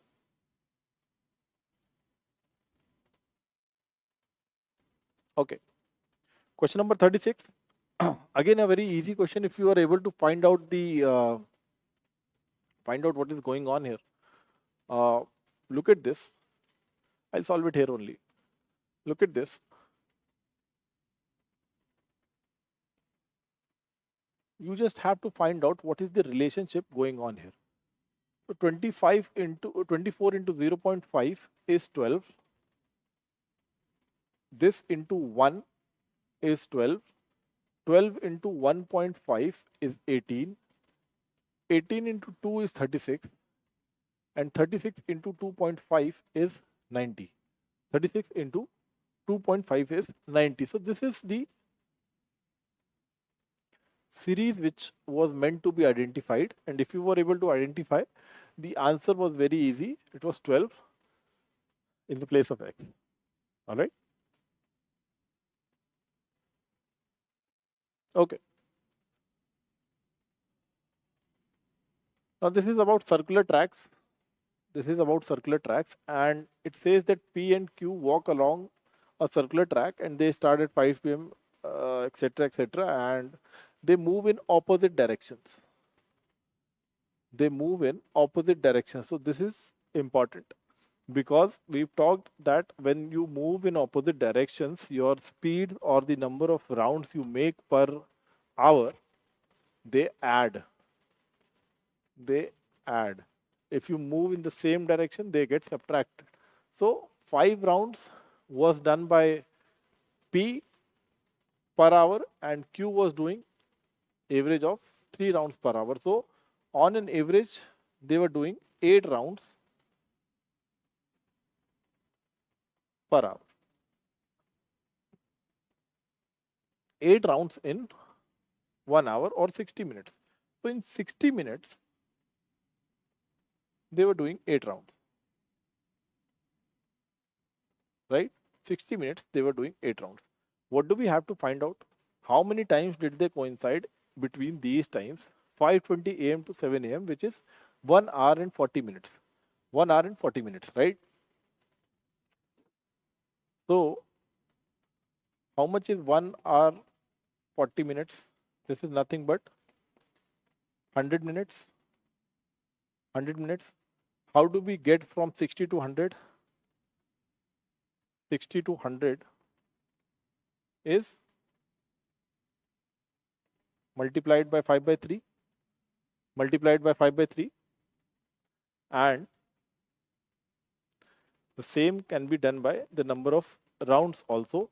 You just have to do 8 into 5 by 3, which is 40 by 3. That comes out to be 13.33. So it is on average 13 times they were able to meet between 5:20 a.m. and 7 a.m. Okay. I hope this is clear. This is a very easy question from circular rounds. Okay. Another question which is about trial and error only. This question has to be solved through options. There is no other thing that can be done here. So if you look at the option B, we can say 60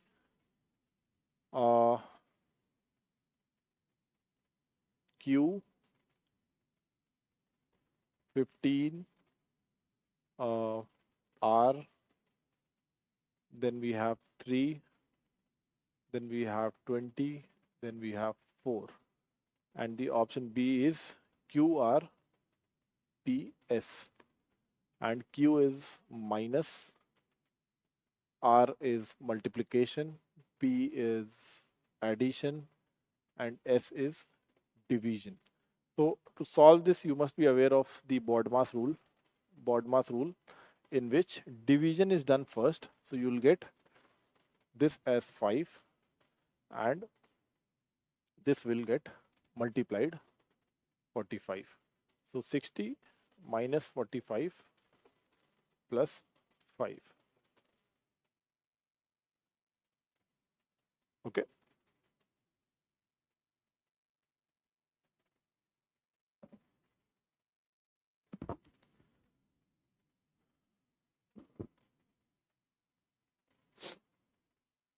Yeah, 60 minus 45 plus 5.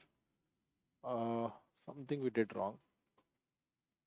We will get 5.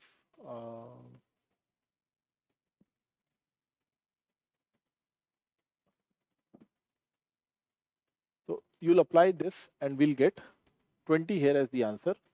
20 here as the answer.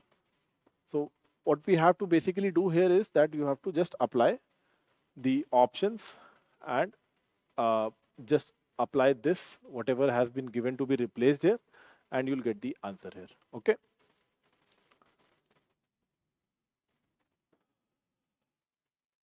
Now again, a question of speed, time, distance. This is about relative speed. Relative speed, we've covered this also in the class, that when a train is moving and it is crossing a pole or it is crossing a individual, so the distance covered has to be the length of the train itself, Now, this train is overtaking two persons, X and Y, and both of them are walking at a speed of 3 and 4 kilometers respectively. All right, 3 and 4 kilometers. Now, if you look at it, speed is equal to length of the train, which is the distance, upon time. So first, if we take S as the speed of the train, and because they both are moving in the same direction, it will become S minus 3 kilometers per hour is equal to length, whatever is the length of the train, divided by time. And what is the time in the first thing that is taking? It is 8 seconds. Now this is in kilometers per hour and this is in seconds. So we will have to multiply it by 5 by 18 to convert it into meter per second. Right? So here the length will come out to be in meters because we've converted the speed into meter per second. Second equation is what?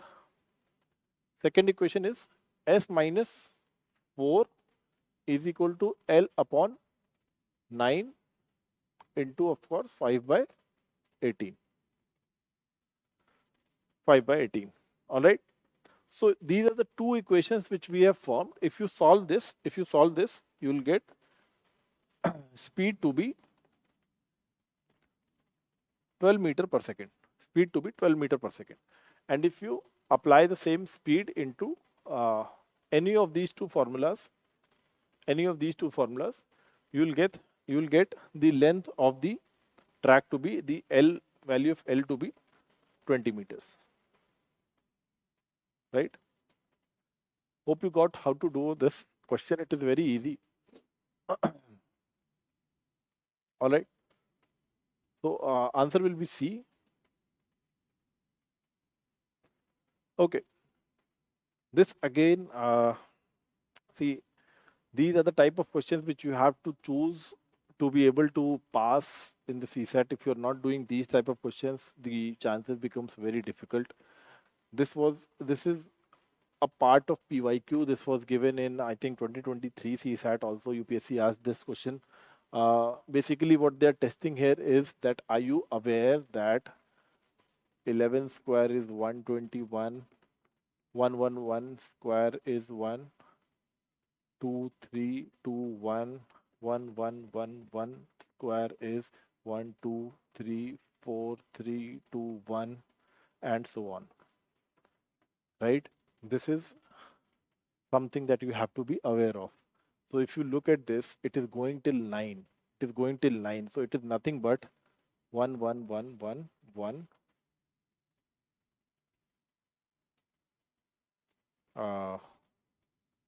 5.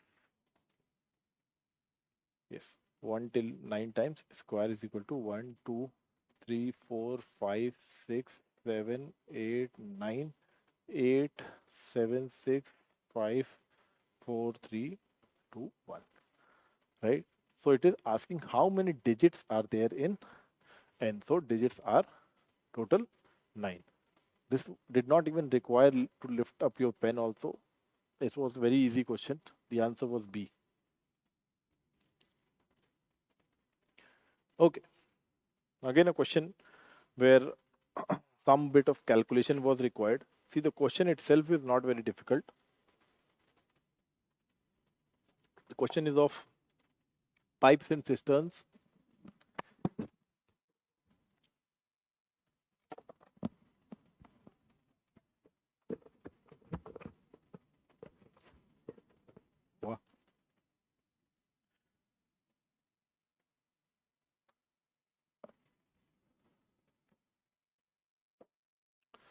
Okay. The question is of pipes and cisterns. It says a set X of 20 pipes. Set X has 20 pipes and it can fill 70% in 14 minutes. 70% in 14 minutes. So what will it take to fill up 100%? 14 upon 70 into 100. 14 upon 70 into 100, which will give us 20 minutes. So 20 pipes in set X are filling the whole tank in 20 minutes. All right. Now let's look at set of Y pipes. For Y, it is saying that it is filling up 3/8 of the tank in 6 minutes. 3/8 in 6 minutes. So one will be done in 6 into 8 by 3. That is 16 minutes. All right, 16 minutes. What about Z? Z is set of 16 pipes that are emptying half of the tank in 20 minutes. So they are emptying half of the tank in 20 minutes. So they are emptying the whole tank in 40 minutes. 40 minutes, right? Now, if we take LCM of these three, 20, 16 and 40, we can assume that the whole tank was of 80 liters. The whole tank was of 80 liters, right? Now, once you find this out, what we can do is find out the efficiency of X, Y and Z. I'll write this down here only.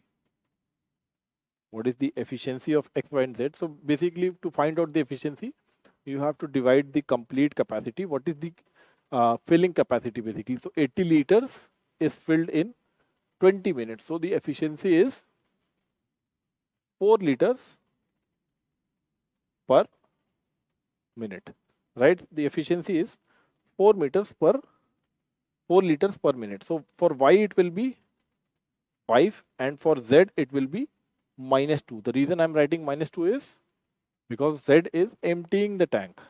Z is emptying the tank. All right. Now it says if half of the pipes of set X are closed, right? So efficiency will reduce by half.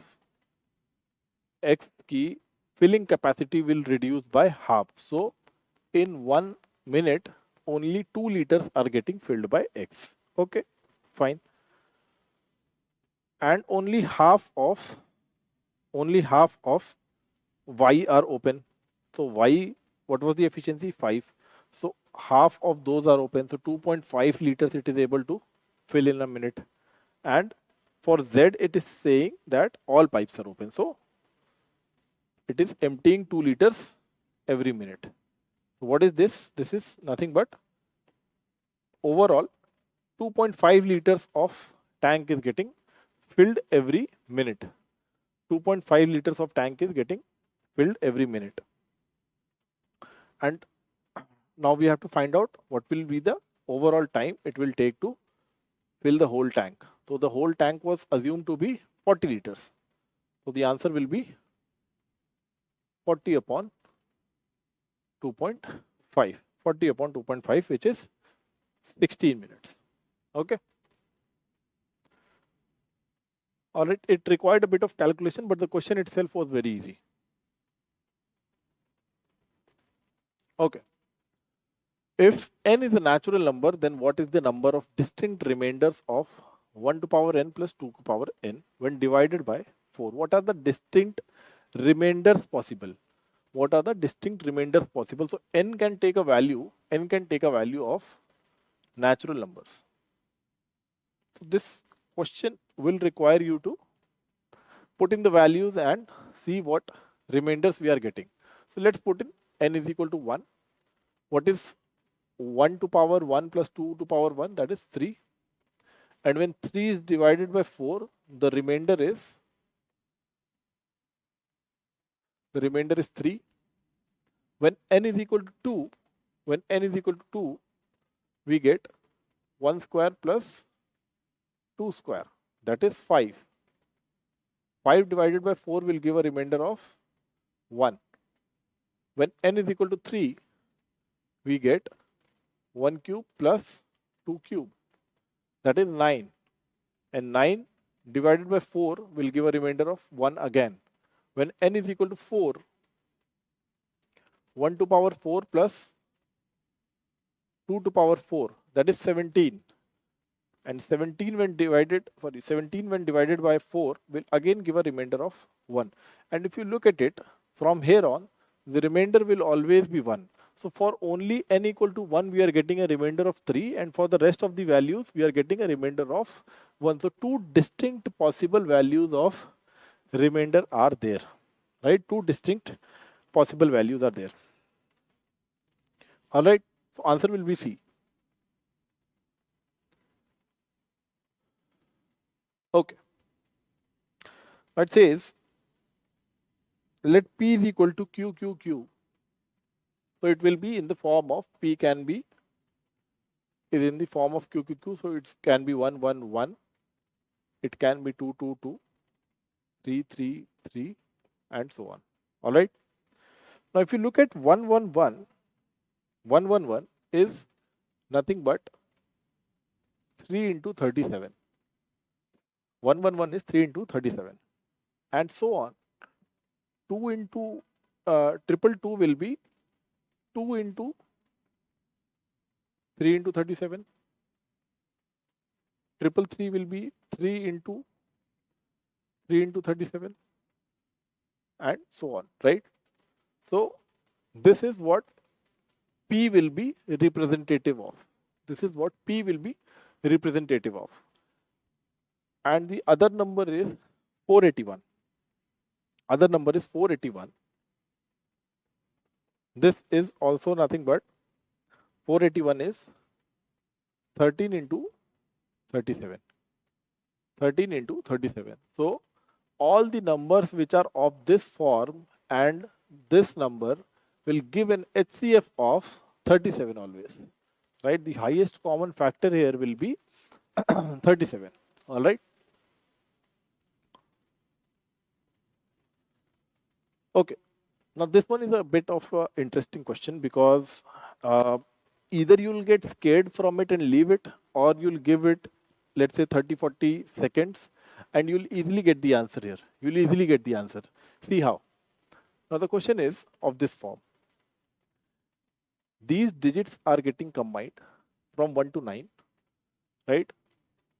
From 1 to 9, these are 9 digits.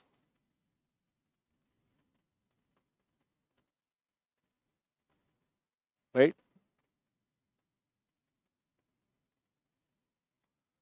From here on, these are 2 digits, right?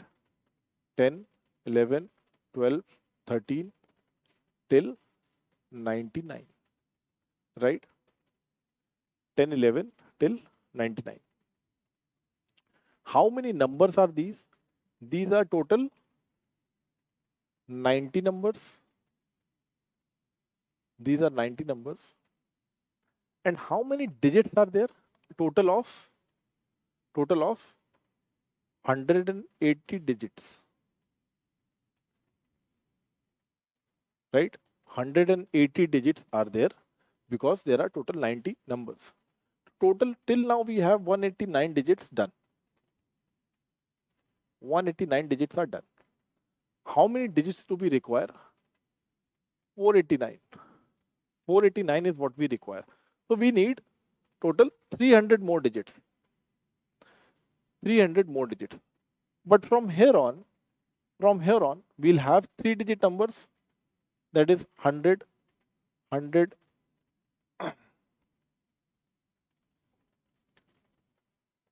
100, 101, 102, 103 till 999. All right. These are 3-digit numbers which will follow this. How many numbers are these now? How many numbers are these? You'll see that these are total 100 numbers. Total 100 numbers, right? And how many digits are there? So 100 3-digit numbers will give you 300 digits, right? 100 3-digit number will give you 300 digits. So the last number will be 999, and that is why we can say that the last digit will be also 9, right? The last digit will also be 9. Okay.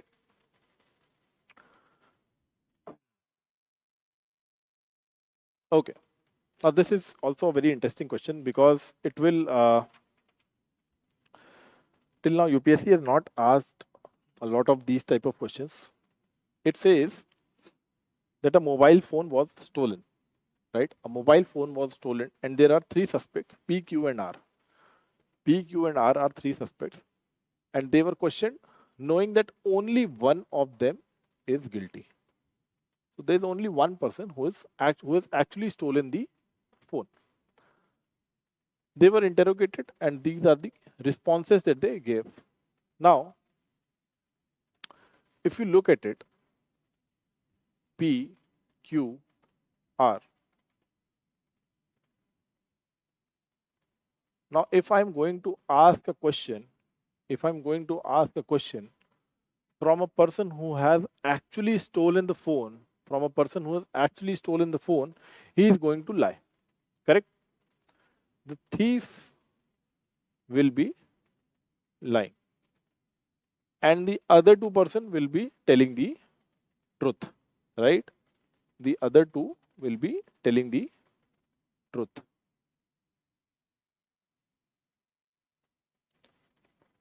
So what we can say here is that we can assume that first P is lying and Q and R are not lying. This is case 1. Case 1 is where P is lying, Q and R are not lying. And in case 2, we'll have P is not lying, Q is lying, R is not lying. And in case 3, we can have P is also not lying, Q is also not lying, and R is lying, right? So if you form these 3 cases here, and if you look at the statements which are given, so if in the first statement, if the P is lying, he says that I did not steal, right? I did not steal, Q stole it, right? If this is a lie, it means that he stole it and Q did not steal it. Q did not steal it. And Q is correctly saying R did not steal it. It means that R actually did not steal it and I did not steal it. This is also true, right? R says I did not steal. I don't know who did it, right? So can we say that this is a matching possibility where we can logically establish that P is the actual person who has stolen the mobile phone, right? Because this is getting actually established. P is lying. We know that P is lying. So whatever he's saying, just reverse it. I did not steal, it means he did steal it. Q stole it, it means Q did not steal it. Q says he is telling the truth. So Q says that R did not steal it, it means R did not actually steal it. R did not steal it, R says I did not steal it. So neither Q nor R did steal it and P did steal it. So in the first iteration itself, we are able to logically establish that P is the person who has actually stolen the phone. Alright, so this was a question where you had to apply these 3 cases and logically establish the case. Alright, so A will be the answer here. Okay.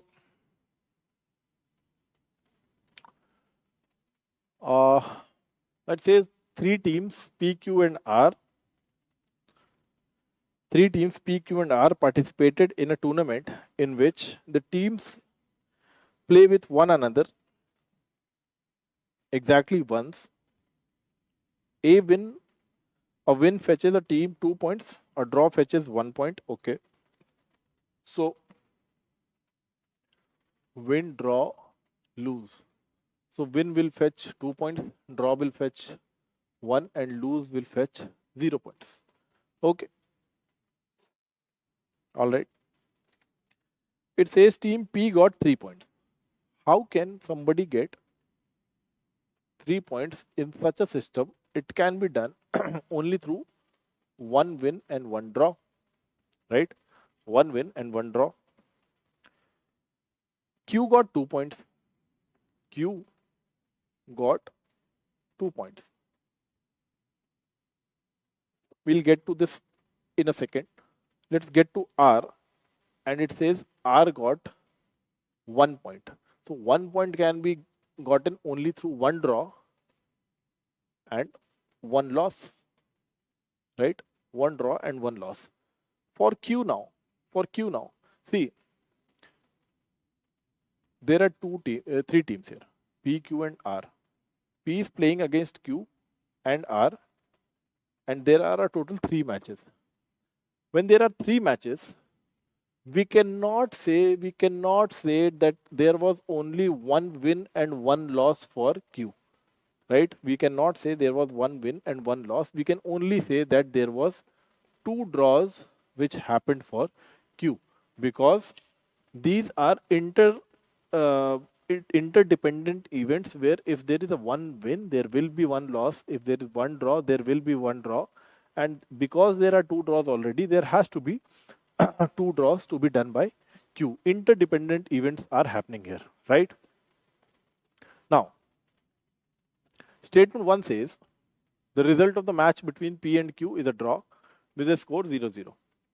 Result of the match between P and Q is a draw. So we can say that because there's a 1 win here and 1 loss here, so P and R match is the one where P got a win. And that is why we can easily establish that with Q there was a draw. With Q there was a draw. So P and Q is a draw with the score 0-0 is a correct statement here. The number of goals scored by R against Q is 1. So R against Q, the number of goals scored is 1. So this statement also we can say is correct, because there was a draw between the 2 teams, right? So there was a draw. So we can correctly establish that both these statements are correct, and C was the answer. Okay, so if you are able to establish this, event, then your answer will be easy.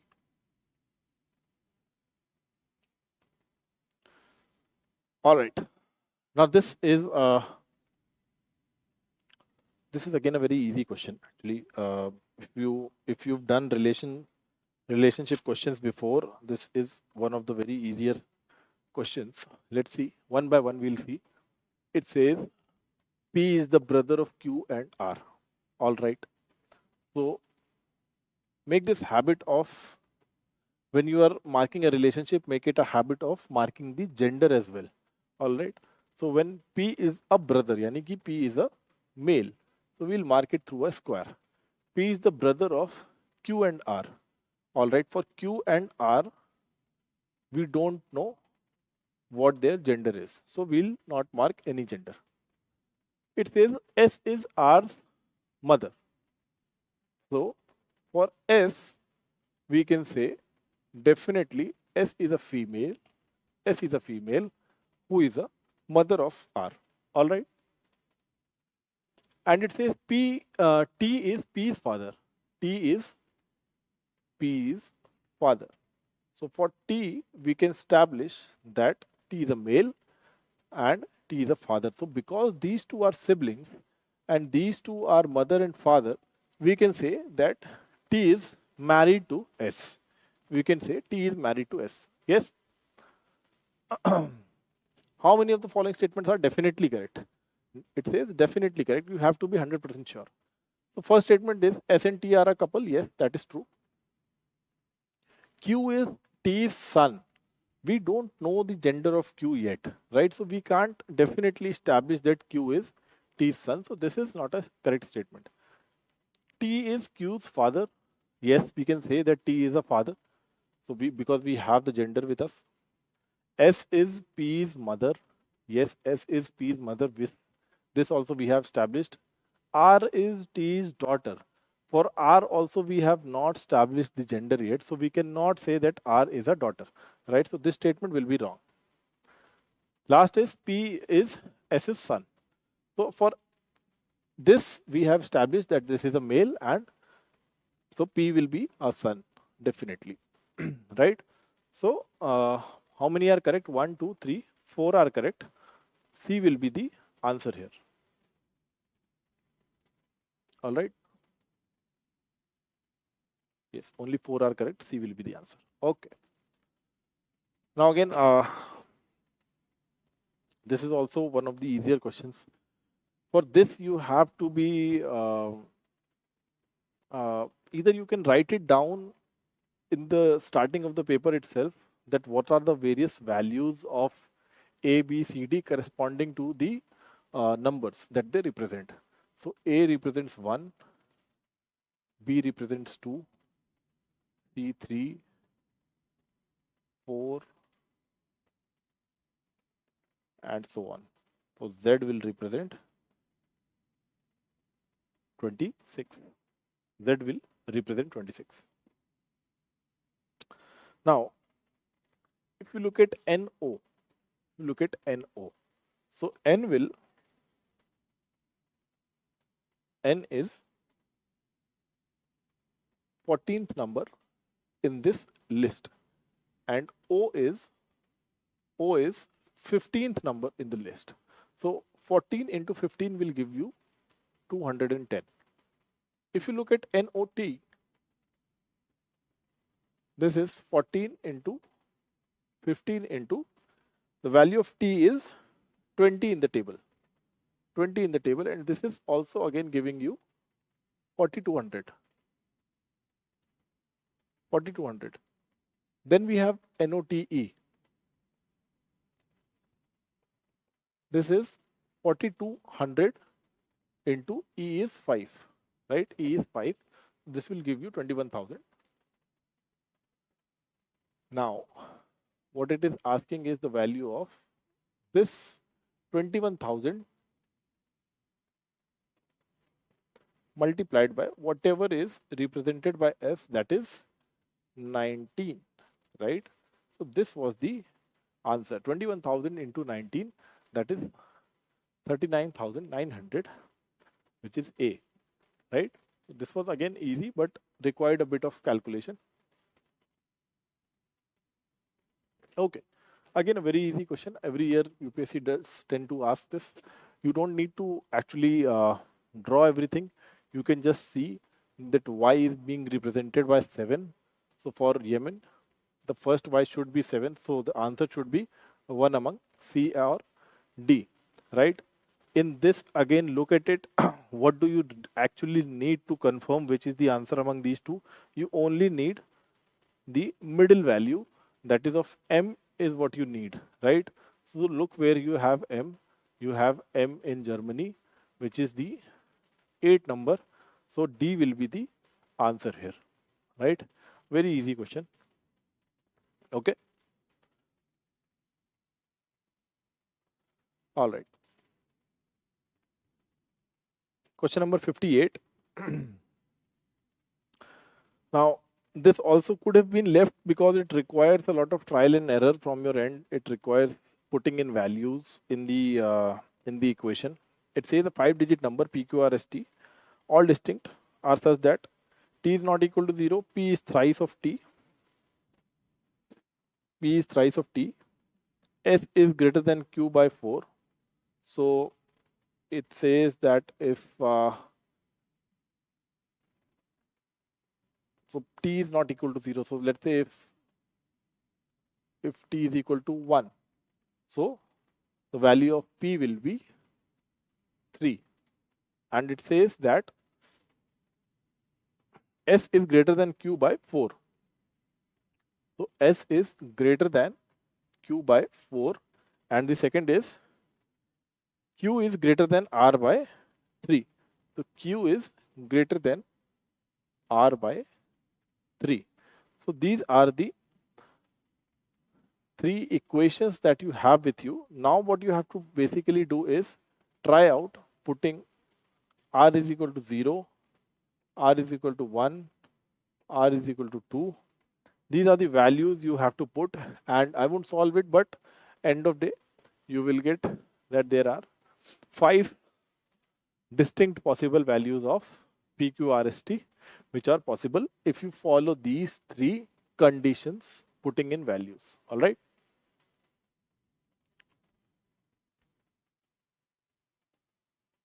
Okay.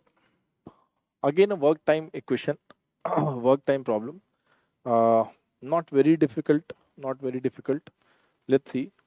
3 people are there: X, Y, and Z. X, Y, and Z. So for X, it says 1/3 of a certain work can be done in 6 days. So 100% of work can be done in 18 days. I hope this much is clear. For Y, it says 1/3 of the same work can be done in 8 days. So 100% of the work will be done in 24 days. All right, 24 days. And for Z, it says 3/4 of the work, 3/4 can be done in 12 days. 3/4 can be done in 12 days. So 100% can be done in 12 into 4 by 3, right? That is 16 days. 16 days, right? So these are the times that they will take to complete the work. All right.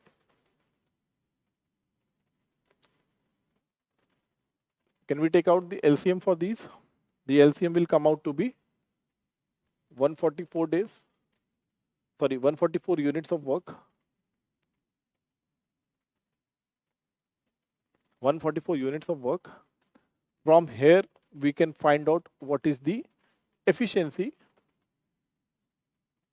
of X, Y, and Z. How do we find out efficiency? So 144 divided by how many days it is taking? 18, right? For Y, 144 divided by 24. For Z, 144 divided by 16, right? So this will come out to be 8, 6, and 9.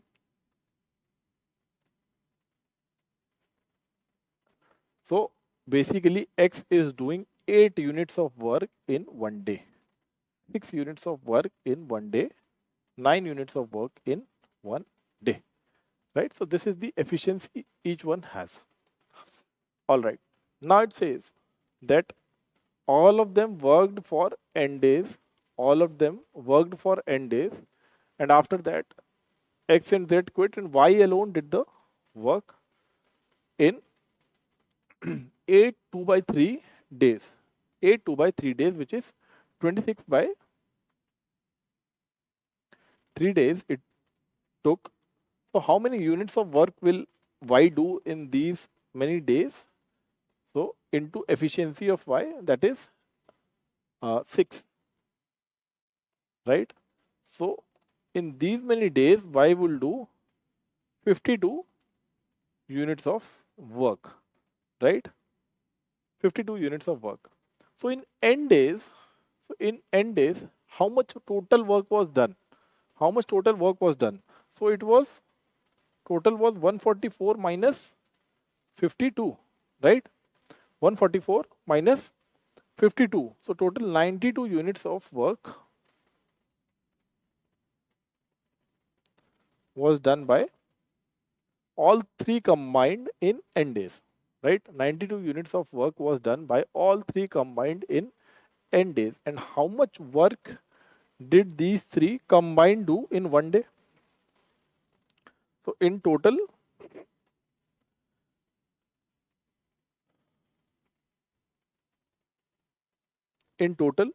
they were doing 8 plus 6 plus 9, that is 23 units of work in 1 day, right? And they had to do 92 units of work. So 92 units of work. So they'll take how many days?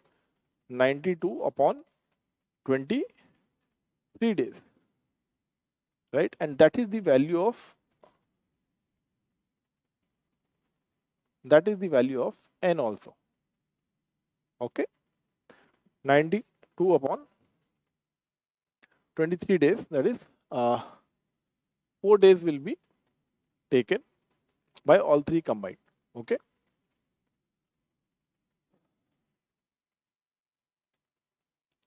all right. Now look at this sequence. Look at this sequence and tell me what is the first intuition that you get by looking at it. Will it be to add? Will it be to subtract? You'll do something, right? Let's do something. Let's see. We have 1, 3, 6, 11, 18, x and 42. The difference between these two is 2. Difference is 3. The difference is 5. Are you getting the hint here? The difference is 7. These are all prime numbers, right? These are all prime numbers in sequence. So what is the next prime number after 7? That is 11, right? So the answer will be 18 plus 11, that is 29, right? So x value will be 29, right? Hope you got this one correct. Very easy question. All right. All right. Now it says that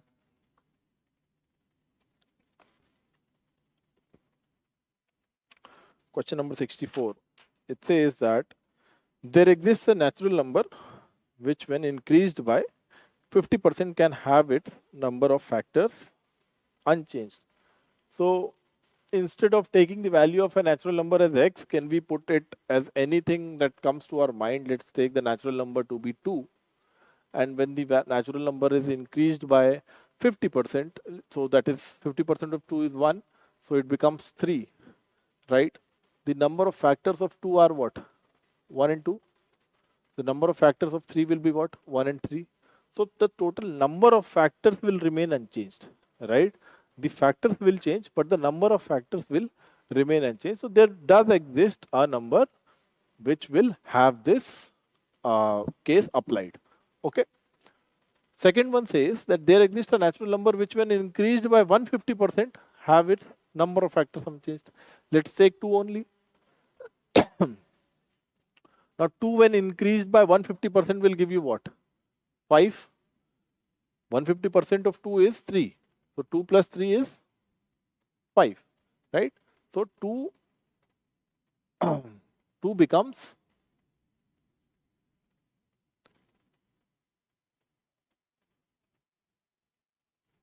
5. Now how many factors are there for 5? Only 2 again.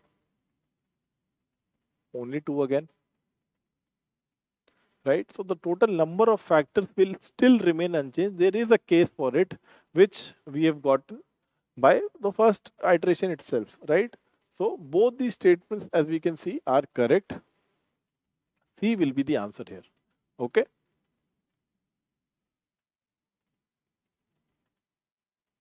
All right. Now, see, this question is very easy. All you have to do is follow what is being written to follow it very extensively and very carefully. So there are 7 places: A, B, C, D, E, F, and G. A is 6 kilometers south of B. So there is a place. B, and A is 6 kilometers south of B. So here you have A, and it is 6 kilometers south. Where it is given A is 10 kilometers west of C. A is 10 kilometers west of C.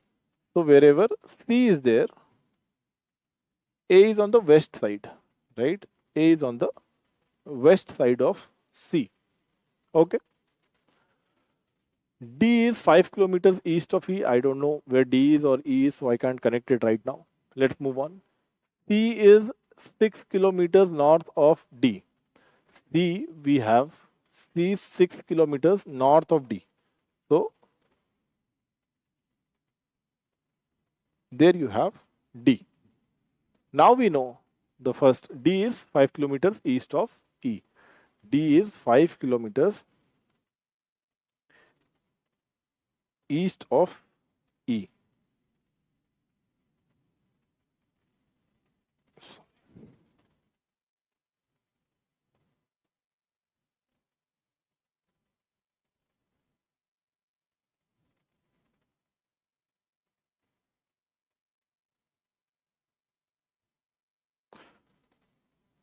All right.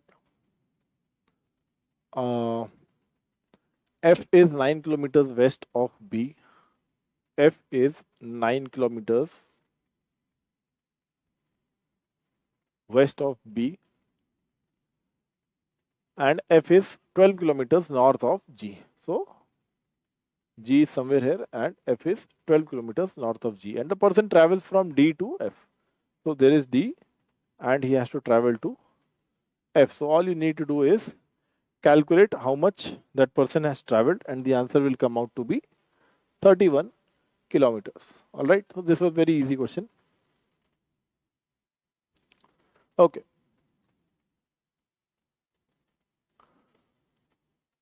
Now, question number 66 says, if in a certain code, 64 is written as 343. What is 343? What is the first thing that comes to mind when we look at 343? It is 7 cube, right? The identity of 343 is that it is 7 cube. What is 64 a cube of?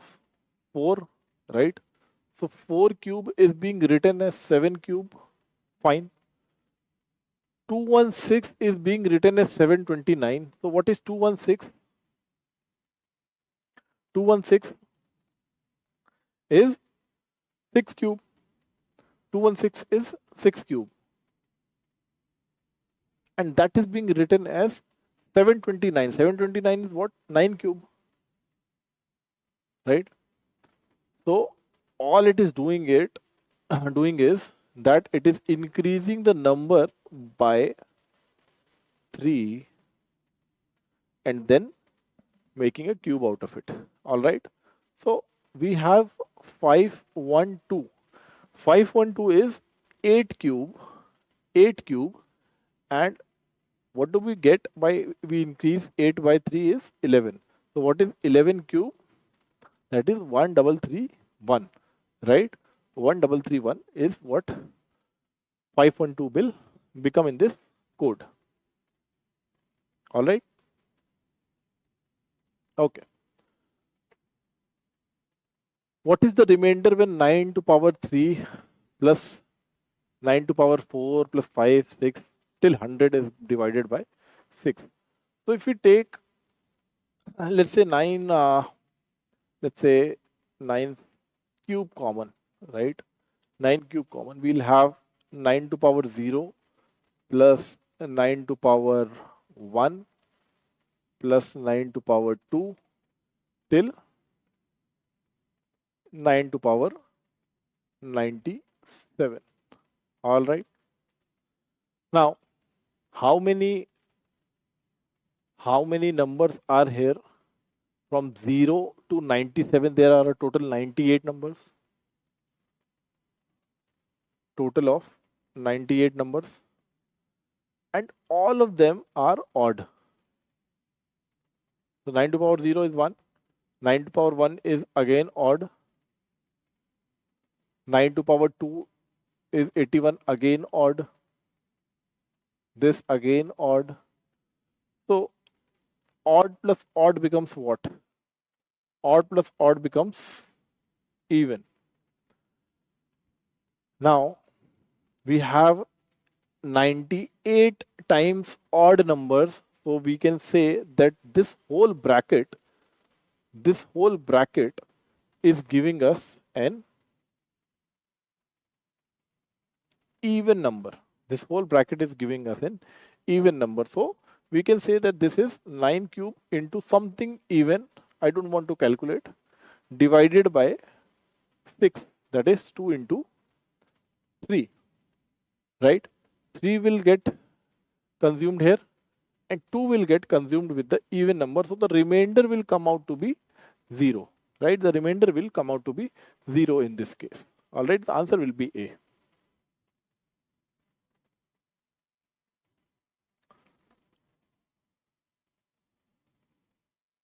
Okay, question number 68.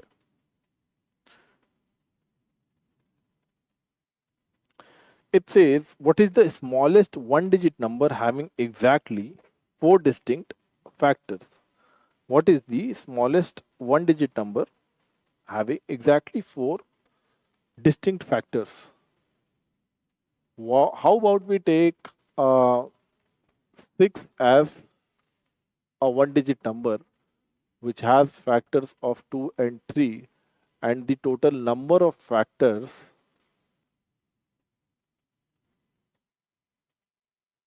will be 1 plus 1 into 1 plus 1, that is 4. That is 4. So the question is, what is the smallest one-digit number having exactly 4 distinct factors? The answer is 6. Now, I have already gotten the answer. Do I need statement 1, statement 2 to answer the question? No, right? So the question can be answered even without using any of these statements, right? The question can be answered without using any statements. Okay.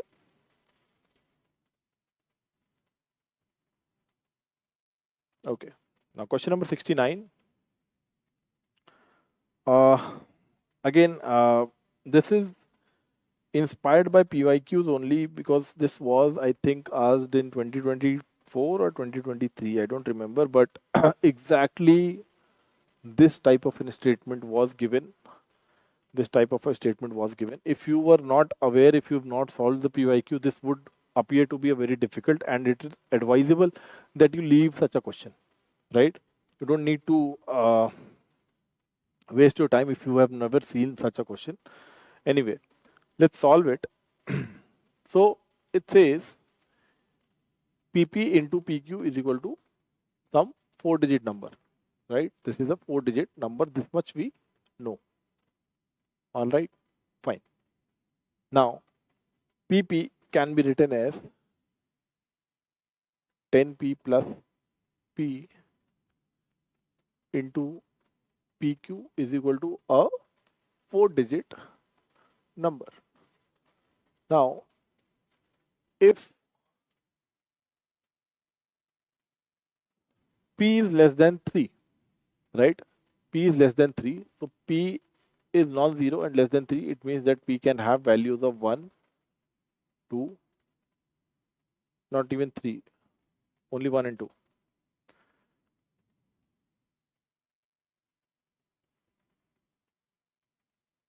I think it's given wrong. The original question with me has P is less than equal to 3, P is less than equal to 3, and Q is also less than equal to 4, right? P is, so P is less than equal to 3. So P can take a value of 1, 2 and 3, right? P can take a value of 1, 2 and 3. Let's put 1 here. If we put 1, we get 11 into something. It will never give you 11 into a 2-digit number, will not give you a 4-digit number ever, right? If you take 2, right? If you take 2, it will give you 22 into something 2-digit number, which will again not give you a 4-digit number ever. Now comes 33. Now 33 into 1 or 2-digit number will give you a 4-digit number, right? 33 into a 2-digit number will give a 4-digit number, and that 4-digit number has to be of the form of something RRSS. So if you have trial and error, you will get 33 into 34 as 1122, right? 1122. So from this much only, we are able to gather what the value of Q is equal to. So Q is equal to 4, right? This much we've gathered even without using any of these statements, right? So the question can be answered even without using any of the statements. The answer will be D. See, it's a very difficult question. I agree. But if you have seen, if you've solved this problem in the PYQs, this question is very easy, right?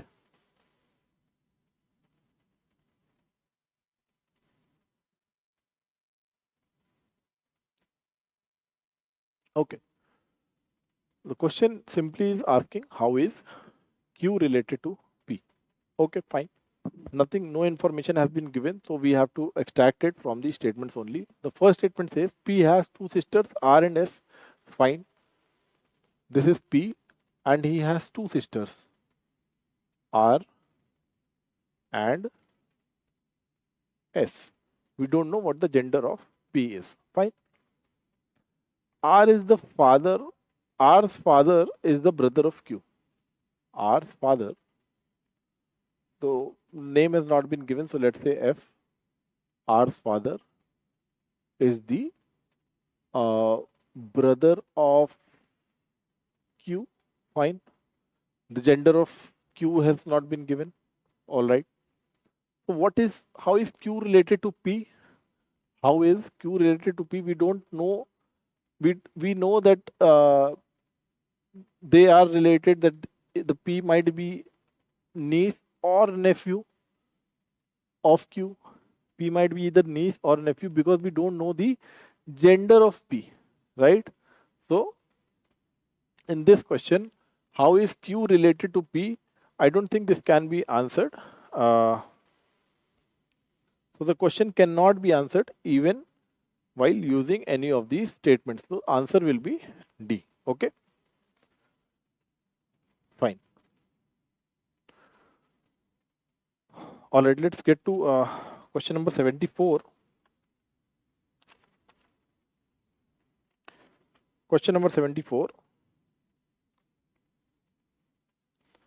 It says, the question is P plus Q square minus 4Q positive? Fine. So it is P plus Q whole square minus 4PQ. If we expand this, we get P square plus Q square plus 2PQ minus 4PQ. This is P square plus Q square minus 2PQ, and this is P minus Q square. Fine. P minus Q square. So this statement comes out to be this. This is a square, right? So this will always be either positive or 0, right? So this will always be greater than or equal to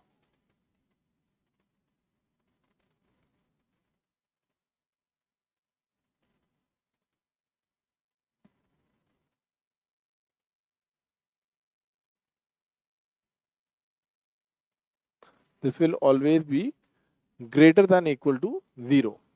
Now, if P is less than Q, then also it will be greater than 0. If P is greater than Q, then also it will be greater than 0. But if P is equal to Q, then this value becomes equal to 0, right? So, is this value positive? See, I don't know, right? This value can also be 0. It does not always has to be positive because this we don't know. These two we have been given, but this has not been given whether P is equal to Q or not. Okay. So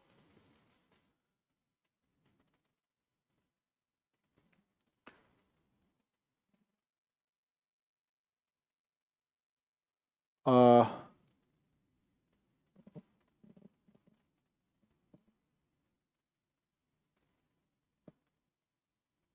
so if we are using any of these two statements, then we can answer the question. If so, so the question can be answered by using either statements alone, right? So either statement, if we have been given whether P is less than Q or greater than Q, then we can easily say that it is a positive number, right? So B will be the answer. All right. Question number 75. Question 75 says, in a T20 cricket match, 3 players X, Y, and Z scored a total of 37 runs. The ratio of numbers X to Y is equal to Y to Z. All right. So X to Y is equal to Y to Z. This means Y square is equal to X Z. Fine. All right. Now, and also it has been given the total number of runs is, so this is one equation that we have, and the other one is X plus Y plus Z is equal to 37, right? So only one value, if you do it by trial and error also, you will see that X, Y, Z, only the values of 6, 12, 9, 12 and 16 are favorable. So Y will be equal to 12, right? Y will be equal to 12. So 12 square is equal to 9 into 16. This much we know. But what we don't know is which among them is X or Z. This question has not been answered. This is the value of Y, right? This we know. But whether 9 is X or 9 is Z, this we do not know, right? So value 1, the runs scored by X, this could either be 9 or it could be 16. The runs scored by Z could be 9 or it could be 16. The runs scored by Y is definitely 12. This we know, right? But if we look at the options, we can say that properly I cannot determine which value is greater than which because I don't know whether X or Y. So A and B, you'll see both can be correct. So because we don't know, we'll say it cannot be determined. All right. All right. Moving on to 76. Now 76 says, let P plus Q be 10. Value 1 is the maximum value of P cross Q when P and Q are positive integers. So how can we get a maximum value of multiplication of two numbers? So when we have something of this kind, A plus B is equal to C, maximum value is always when P and Q are closest together, right? Closest, let's say you have to find out what can be, let's say A cross B is equal to 42, right? A cross B is equal to 42. So, sorry, not A cross B. Let's say A plus B is equal to 6, right? A plus B is equal to 6. Here, you can say that how can we get the maximum value of A cross B, right? Can it be 1 and 5? So in this, A cross B will be 5. So if we take 2 and 3, the multiplication will give you 6. So the closer they will be together, the higher the value of multiplication will be, right? So when P plus Q is equal to 10, we can say if P and Q both are equal to 5, then we have P cross Q as the maximum value, which is 25, right? So value 1 will be P cross Q, which is 25. Fine. Value 2 is the maximum value of P cross Q when P is greater than -6 and Q is greater than -4. So this is actually, they're trying to confuse, but it is greater than -6. So you can again assume P as 5 and again assume Q as 5. So again you can have the maximum value of P cross Q as 25, right? So we can easily say that value 1 is equal to value 2. All right? Fine. Now, question number 77. It says the minimum value of average of numbers of the set when they are consecutive integers greater than -5. Okay. Now, to find out the minimum value of averages, should I start my... Okay, again, I think there is a misprint here. This is greater than equal to, -5. Okay. Yes. Now, to get the minimum value of averages, should I start it from 0 or 5 or more than that, or should I start it from the least possible value, right? I'll start it from -5 only to get the minimum value. So, and it is a set of 11 numbers. Fine. So we'll say -5, -4, -3, -2, -1, 0, 1, 2, 3, 4, 5. Right? What is the sum? 0 divided by 11, 0. So the average will come out to be 0. Fine. What is the value? 1, 0. Value 2 is minimum value of the product of the numbers of the set when they are consecutive, non-negative integers. Consecutive, minimum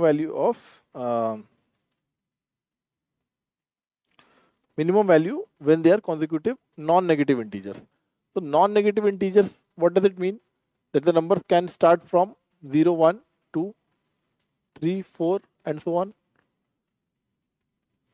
And it is saying it has to be a product, minimum product. So the minimum product will be what? Anything multiplied by 0 is 0, right? So can we say that value 1 again is equal to value 2? Answer will be C. All right? Answer will be C.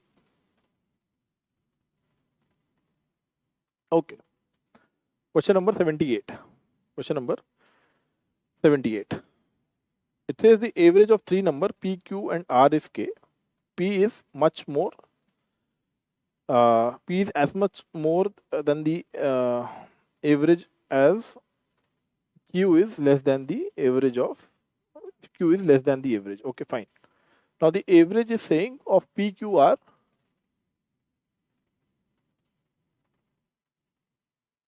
Average is equal to K. Fine. P, Q, R ka average is K.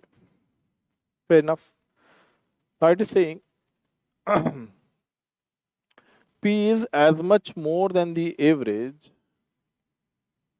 P is as much more than the average as Q is less than the average. Q is less than the average. So we can say that P plus Q is equal to 2K. Fine. P plus 2 is equal to 2K. That is asking what is the value of R. Can we put P plus Q value here? We can say 2K plus R is equal to 3K. So R will be equal to K only. All right. So answer will be A. Fine. Answer will be A. Okay. Question number 79 says, Let x be real numbers between 0 and 1. Which of the following statements is are correct? Now x is between 0 and 1. It means x is a fraction. It means it is of the type this. Right? Now, in this, what we have seen is that 1 by 2 square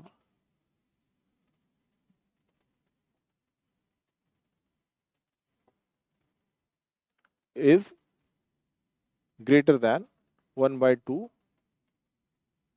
cube is greater than 1 by 2 to power 4, right? So here, as you increase the power, the number keeps on decreasing, all right? So because we have a fraction here, the increase in power, it means that x square is actually greater than x cube. So this statement is correct, right? Coming to this statement, it says x to power 1 is greater than x to power 1 by 2. All right, x to power, this is greater than 1 by 2. So here the higher power has been shown as the greater number, but which is not true. The lower power will be greater number. So this statement is wrong. All right, so only one is correct here. Okay. Only one is correct. A is answer. Now coming to the last question here, the difference between any two natural numbers is 10. What can be said about the natural number which are divisible by 5 and lie between these two numbers? Okay. Now, difference between any two natural numbers is 10. Let's say the natural numbers are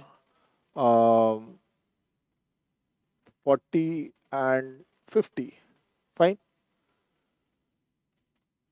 So, how many natural numbers are divisible by 5 in between 40 and 50? Only 45 is divisible, so only one natural number is divisible. Fine. Let's take 42 and 52. Okay. So how many numbers here are divisible by 5? 45 and 50 is also divisible by 5. So we can say two numbers are there, right? We can say two numbers are there. And similarly, if we take more numbers in three digit space also, there can be more than two numbers which are divisible by 5. So C will be the answer here. All right. C will be the answer here. All right. So this we come to an end to the discussion of CSAT. I hope you found it useful. The paper was a bit difficult, like I said before. If you would have been able to choose your battles correctly, it was a passable paper. But nevertheless, what I would say is, if you are attempting for the next year, take CSAT very seriously, take help from classes if possible, and keep on practicing it so that it does not become a roadblock in your path to clearing the prelims examination. All right. Thank you.